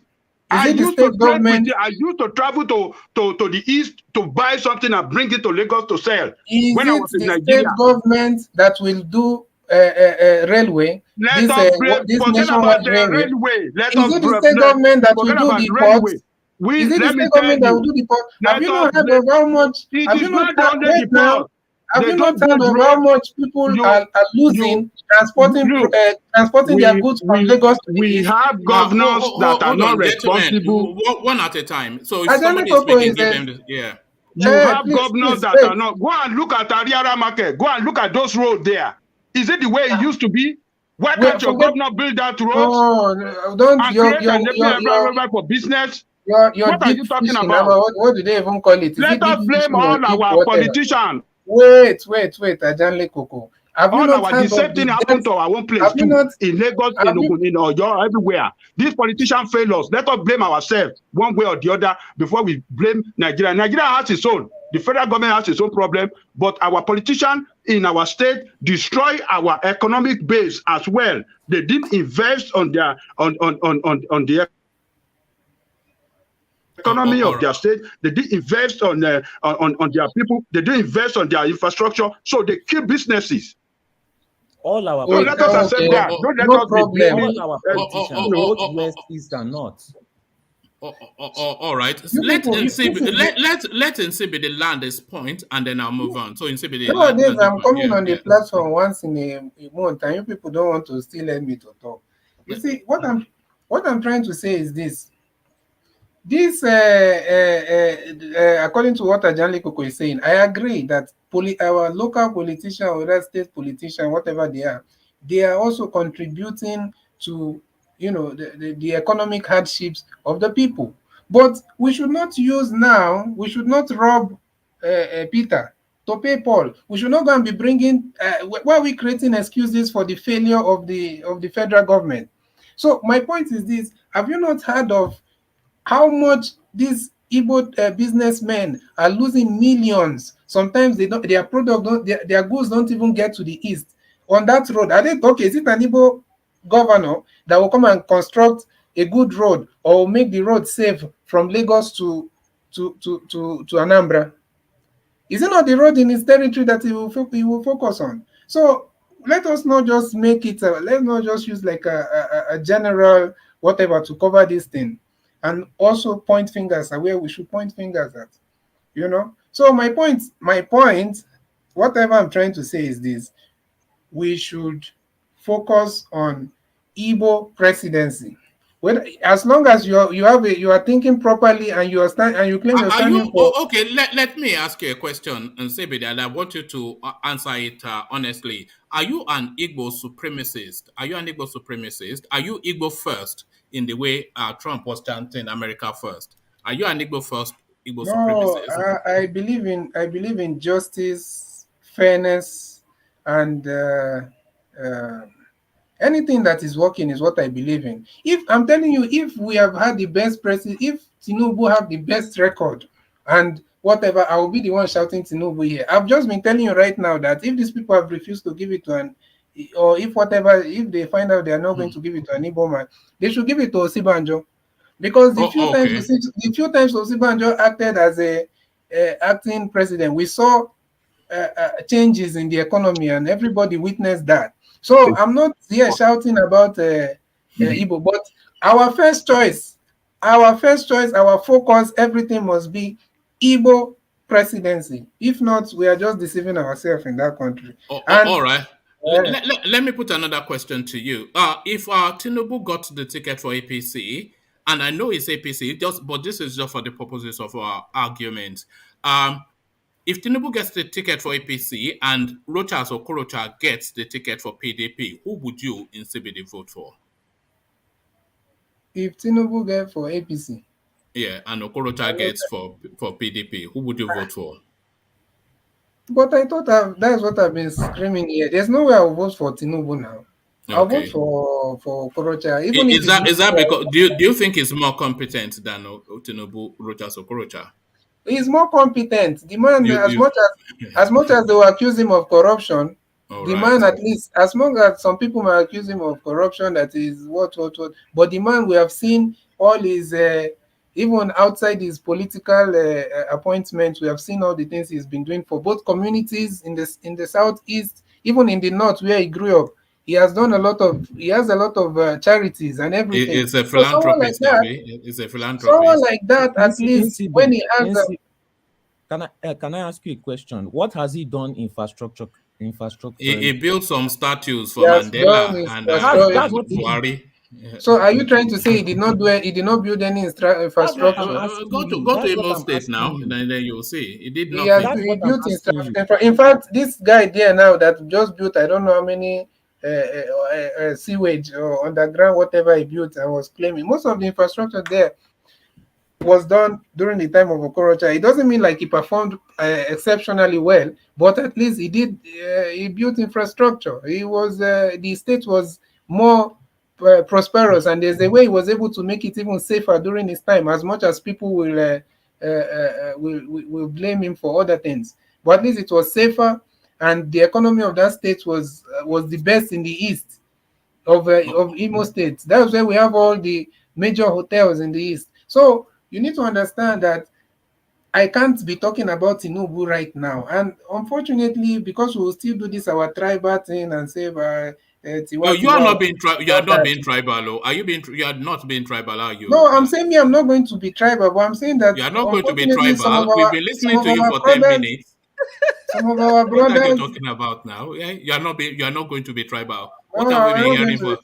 Look at this guy. I'm saying some of our brothers in the southwest now will say Tiwa Tiwa Baba or the Odobale, they will say Tinubu. If you people want to Dobale, I'm not saying don't Dobale, but please Dobale for someone like Osibanjo, so that we can stop all this thing of just putting people because of their name and their political reach and what they can do on the ground, and why the economy, the masses, their lives are not improving. People are running out of the country that is supposed to be the best country in Africa. They have all the resources, and we are here talking about somebody that we are busy praising someone that owns the wealth of 100 million people, and we are here shouting that this is who we want. So we need to do something that will affect the masses. Okay, what's the point? If Tinubu can give everybody in the southwest or south whatever money that will change their life, then we'll vote for him now. But what is the point of just empowering some few people that can do his work, all those people around him, all those MC Oduoma and all those people? Then the main masses and the people are still suffering. So we don't need all that godfather and whatever politics that we are doing. We need people that will work. So that's all right. Thank you, Insebide. Sorry. I need to move on because of time. And let me go on to Ovie, who joins us. So Ovie, TAMBUWAL now, he is now for the first time conceding that he's willing to accept the vice presidential slot. So this coming off the back of an aggressive agitation for power to transit to the south. So is this then the reading that we're looking at a wicked lead with the TAMBUWAL vice? What are you making of TAMBUWAL's comment in the public space? Well, I'm not surprised, but that's PDP palaver. But I still, if I want to narrow it down, I don't know why we keep talking about Igbo presidency. I'm sorry to disappoint you guys, man. That shit is not going to happen within the next 50 years. It's not going to happen. You have to make a choice. Are you Nigerian or you Biafran? It's a matter of patriotism here, but it's not going to work. It's never going to happen. And bringing the Southwest into the equation, Tinubu is their bad but already they are making ridicule of him. So I don't know why. So TAMBUWAL can. People should continue now with your Tinubu now. No, it's not going to work too. I'm not saying. I'm just saying why they are narrowing their. It's the best bet from the South. Sorry, Ovie. In CBD, do you not concede the reality of what Ovie is saying?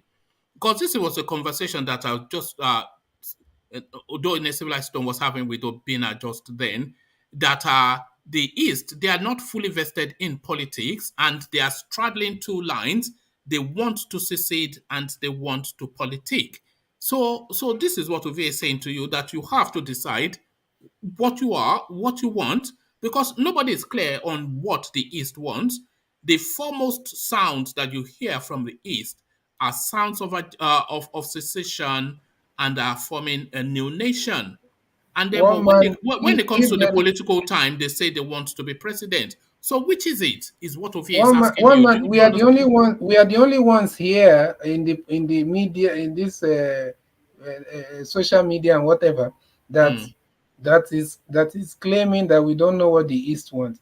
All those politicians that you're mentioning, whether from the East, whether from the West or the North, wherever, they all know what the East wants, and they all know why the agitations. What causes agitation in the first place? So if these people already know how to solve this thing, We are not going to start deceiving ourselves. And once, okay, you tell us then. So hold on and say, we'll go back to Ovie quickly, but then you just tell us in a short sentence what the East wants. So they present us with two strands. One strand is to say they want their nation, and the next strand is to say they want to be president. So which is paramount? Which is foremost in the want? Tell us what is foremost in the want of the East. So tell us, you are from the East. Which people do they listen to? Which people do the political class or the federal government or these kingmakers, whatever? You can't answer. Do they listen? No, I'm telling you now. Just hold on. Sorry. Are they listening to the ordinary man in the street? The ordinary man in the street in the southwest wants Oduduwa Republic. Is that what they are presenting? Right. Okay, so my point is that the main thing that people are looking at, or whatever that is achievable right now. What do they want in the East? So that's what you want over and above everything. That is what the political class want. Are you not people? No, I'm asking you. Are you not the voice of the streets? You are the voice of the everyman. So the everyman in the East, what does this want? The everyman in the street have always had different wishes from the so you don't know what you want. So is that not the point? You don't know what you want. So back to you, Ovie. So sorry, thank you. We gave you the room. You couldn't answer. So yeah, back to you. Yeah. I've told you we want presidency, and you're saying I couldn't answer. I don't know how you want me to answer. So you want that above Biafra? That is okay. So that is it. Then they want to be president. This time around. But if you don't get the presidency in 2023, then you revert back to the default. They cannot. I'm not threatening anybody, but that's the system now. They revert back to the default. Obi on the streets again, Abi. And I'm not trying to say anything, but I'm telling you that thing has moved beyond the way we are thinking. That we'll just be making noise. I'm telling you that this thing. 5 months ago, you dare the chant Biafra with all your emotion and muscle. Today, they just give another thing. See, when it comes to power, they don't care about where you're from, who you are, your orientation. They don't care about those things. Now, the Biafrans, I'm seriously surprised that we are still talking about Igbo man presidency. It is not going to happen within the next 50 years, unless it will be Nigeria with me and you know so. It's not going to happen. I'm sorry. It's beyond the way we are seeing it on the surface. There's a Do you know things that happens because for the sake of national security, my friend? I'm telling you, for the sake of national cohesion and national security, an Igbo man will be president in 2023 for the sake of national cohesion and national security. And you will be surprised that you're 2050. It's sad that if not church you they beat yourself. You don't even understand how the country works. Nothing is in the favor of the East as it stands. Nothing.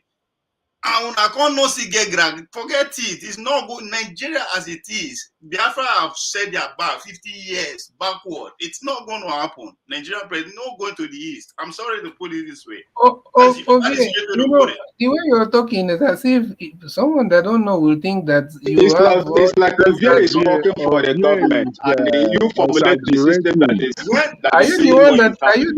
Are you the founder of Nigeria? Thank God that you know there are founders. People are founders. Are you the founder? And you want that to continue here. Who is the founder? You want that injustice to continue. You will not trust that presidency. Who is the father of the nation? Gentlemen, let me ask you a question. Gentlemen, let me ask you a question. Let me ask him a question. Ovie, you are saying it categorically that in 50 years that Igbo will not smell that position of presidency, right? Yes. Are you just exaggerating or you are serious? No, I'm serious. Okay, hold on. So between who and who that position of presidency will be rotating? Now, to answer that question, what actually constitute a nation, or what will you say? This is no. It's a simple question. Don't let us go first. I am answering you now. Allow me to answer you. Are you going to allow me to answer you? I'm answering you. Okay. You understand? And I tell you what makes anybody say, okay, this is a country, this is a nation. Three things have to be very present: land, population, and power. Tell me where the Igbo man lies in these three things I just highlighted. So Igbo doesn't have the population. Hold on. So Igbo does not have the population. Is that what you're saying? I am just telling you what makes a nation. Hold on. Does Igbo people does not have that population enough to be president of Nigeria or to qualify for the position of president? Do they not have the population? You tell me, where are they? Are you serious? Okay, are you waiting? You smoke. So you know that there are countries with less than 500,000 population. You are not even understanding what I'm saying. He has a question. You are not understanding what Ajanle Koko is asking you. I am responding to his question. He said he's not responding directly to what Ajanle Koko asked him. So you guys don't allow me to talk. You see, that anytime when I say something, they always walk now because all when I thought in a family meeting, this is reality here. The people who divide Nigeria into geopolitical races, they know what they are doing. 3 of those political races lies in the north, and you need like 4 to be president. Tell me how an Igbo man will fit convince the 3, just 3 way there within them now. Forget the north. So according to you, in 50 years, we'll go with them. So what you are saying now, Ovie, I mean that is just your own. You are just saying your own opinion. Another aspect is patriotism, being a patriotic Nigeria. Where una stand? That is the question una dey struggle to who identify. Where does the Igbo man stand? As Nigeria is today. You see, all this you are saying, you are just playing fallacy here. It doesn't. When I first come this platform about how many months ago, what did I say? I said that noise, all this Biafra, that noise, all that politics. It wasn't a statement of a joke. That was a very solid and strong statement on our politics. So you are saying that. Your religion, so you are saying. So what you are saying is that Igbos you accept themselves as second-class citizens in that component called Nigeria. That is the game you are playing. That is the game you are playing. It's a game. No. That's what you are playing. You are playing the second player, yes. Tomorrow go say, I want this. That's tomorrow. You're like a kid. No. Hold on. Sweet and Dodo. Why is this so convenient for people to just come out and hold on, everybody, hold on. Ajanle Koko, that space that you opened up, I want to do that round robin question that I usually do, that you opened up. So the question is, and I want an honest answer to this, not an emotional answer, but an answer based on the reality on the ground.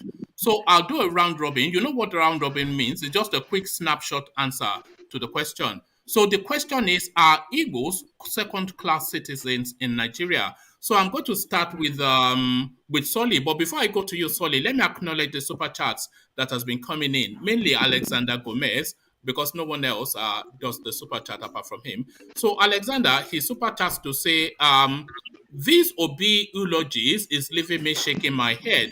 That was said when Ajanle Koko was eulogizing about Obi, and he goes on to say, one man, Nsibide and Rochas are from the same region in Imo, Olu. I am in full support of Rochas for presidency, essentially a detribalized Nigerian. So thank you for the super chats, Alexander. Alexander, of course, a gold standard Rochas Okorocha fan. But to that rapid response question, are the Igbos considered second-class citizens in Nigeria? So, Solly, you first. Just a snapshot. It's a snapshot question, so a snappy answer. Solly. Yes, I do not believe Igbos are second-class citizens in Nigeria. I believe anybody that is not part of the political class in Nigeria is a second-class citizen of Nigeria, because Igbos have the ability to achieve anything. No. You are expanding. I just want a quick answer to it. Are they considered? I'm not saying do you believe, but are they considered within the Nigerian space as second-class citizens? They are not. Okay, in CBD? In CBD? Yeah, sorry? You heard the question. Did you hear the question? Yeah, I have the question. Oh, okay, respond to it. Well, I think the second-class citizen is more all over the world. It's just like some kind of ideological. It's not something realistic. There's no second-class citizen existing, but in according, I think Soli is right. There's no, definitely they don't consider them as second-class citizen in Nigeria. But I get why people will. I think they should still. There are people that are sticking to the, to the idea of marginalization, especially politically. But as far as second-class citizen, no. All right. Okay, to you, Vin. The question, Vin. No, man. Igbos are not second-class citizens in Nigeria. Politically, they are. 100% politically, they are. All right. Ajanle Koko, just a snapshot answer. Well, Igbos are not second class. Just like Soli said, all Nigerians are second class citizens, except those that the political class and the elite and the people that hold the power that be in Nigeria. Those are the ones that are race citizens. Other than that, Hausa, Fulani, Yoruba, all of us that are not among them, all second-class citizens. All right, Ovie, surprise us by following the line, but Ovie, in terms of politics of power, they are not just second, they are not relevant at all. Nigeria will move on politically in terms of power without them. Easy. They are not even in the game. That's one thing. It's like just like the Third World War that is going on. We don't know because we no matter. Just exactly the same when it comes to position of power, they can do it. The country can do without them. They are not relevant in the equation. All right. Thank you. And finally, Obina, you heard the question. What is your response? Yes. Yeah, so I won't consider Igbos as a second-hand citizen. The second-hand citizens are actually the people who don't have the resources, and this cuts across political. It's not just political, even the rich, because you still see a rich Igbo man who has police and all those stuff and can oppress, someone else. So the oppressors are the second-hand citizens, and it cuts across tribe. There's just a divide between the rich and the poor. That's the poor are actually, I would consider in quote, second-hand citizens. All right, thank you. So, Ovie, back to you. Round off your thought that you were on just then. Yeah, so TAMBUWAL, TAMBUWAL is a pretty big guy. So he has, it's becoming obvious that the article of PDP is getting very backlash from every news and cranny. So if the governors of the party can wrestle that ticket away from Atiku, yes, they will present somebody of their own class. So it could be a southern person, but it's not for sure. It's not going to be Iboma or Yoruba man. So I see where it's coming from with that angle. If they, man, this is party now. If they actually decide to say, okay, put the presidency within the neutral state, as I call them, he might stand a chance because of he has the followership in a way from not just from the PDP but wing of PDP, but in the northern region generally. So if he's coming from that angle, I see where he's coming from. But I still insist the APC are not ready to lose power come 2023, and I don't see them feeding an Iboma or Yoruba man. They might feed somebody with a bear and Igbo name.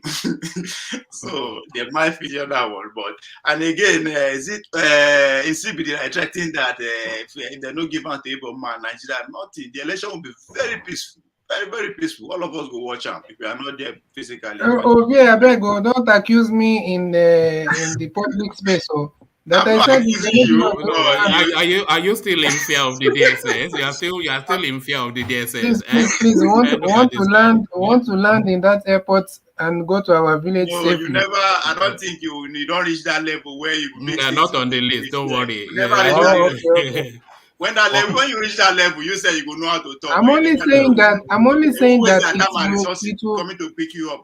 It's of no use now. You don't get followership. You are not taking. Oh yeah. So Thank God. don't they fear. I'm only saying that it will lead to, obviously it will, we've seen what has happened in the past 5 years, so it will lead to some disgruntled and also agitations. Definitely it will lead to more agitation.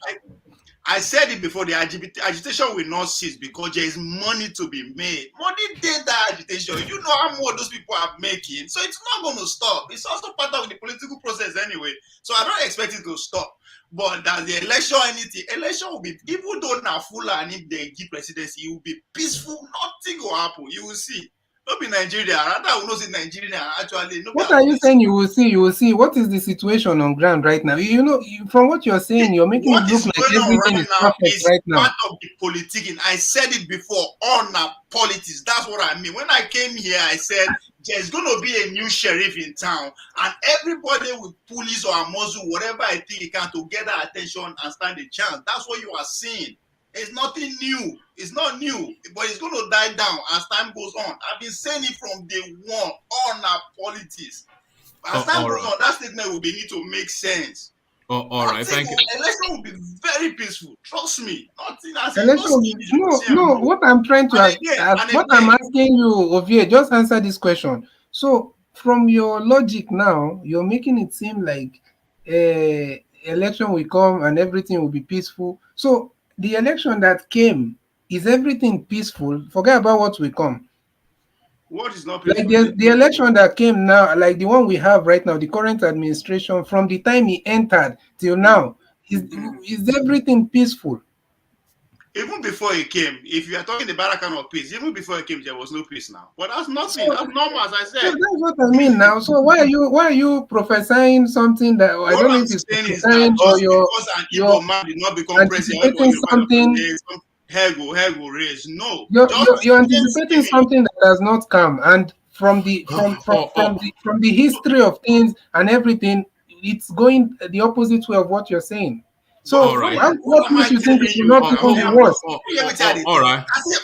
There's a reason you are seeing all this, but trust me, by the time they bring it, now you don't need anything. Just leave Ovie alone with his fallacy. Yeah, so you know Ovie now is on a different planet. You day here they shout Yoruba nation 5 months ago. Ayo come with one English. What did they call this people? They go United UN Nation. They sign rubbish up and down. What are we talking about today? Never narrow down. And our foolishness, I say ours because the elite have succeeded in channel our energy to say it must come here, it must come here. Instead of us to be analyzing the policy that they are going to put upon us, but that's what matters. They already paid our attention to say he must come here, he must come here, he must come here. What makes you believe that the agitation died down?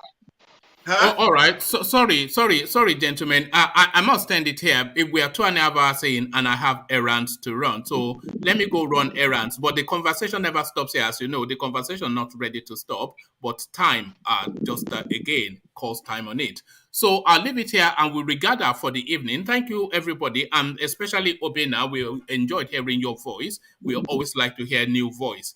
But not voices like Ovio who just talks Igbo talking. But then we accommodate everybody, even Igbo talking. So I'll leave it there. Carry the conversation on the comment section here. I say peace. oh yeah, okay. Round it off for us. Ovie, round it off in the round it off. No. Just make the closing remarks. So I'll leave it there. Closing remarks that I am disappointed. No, that wasn't even. I wasn't even invited. That's the closing remarks. We are disappointed. We should not be talking about where the person should go. We're talking about policy of those who are coming.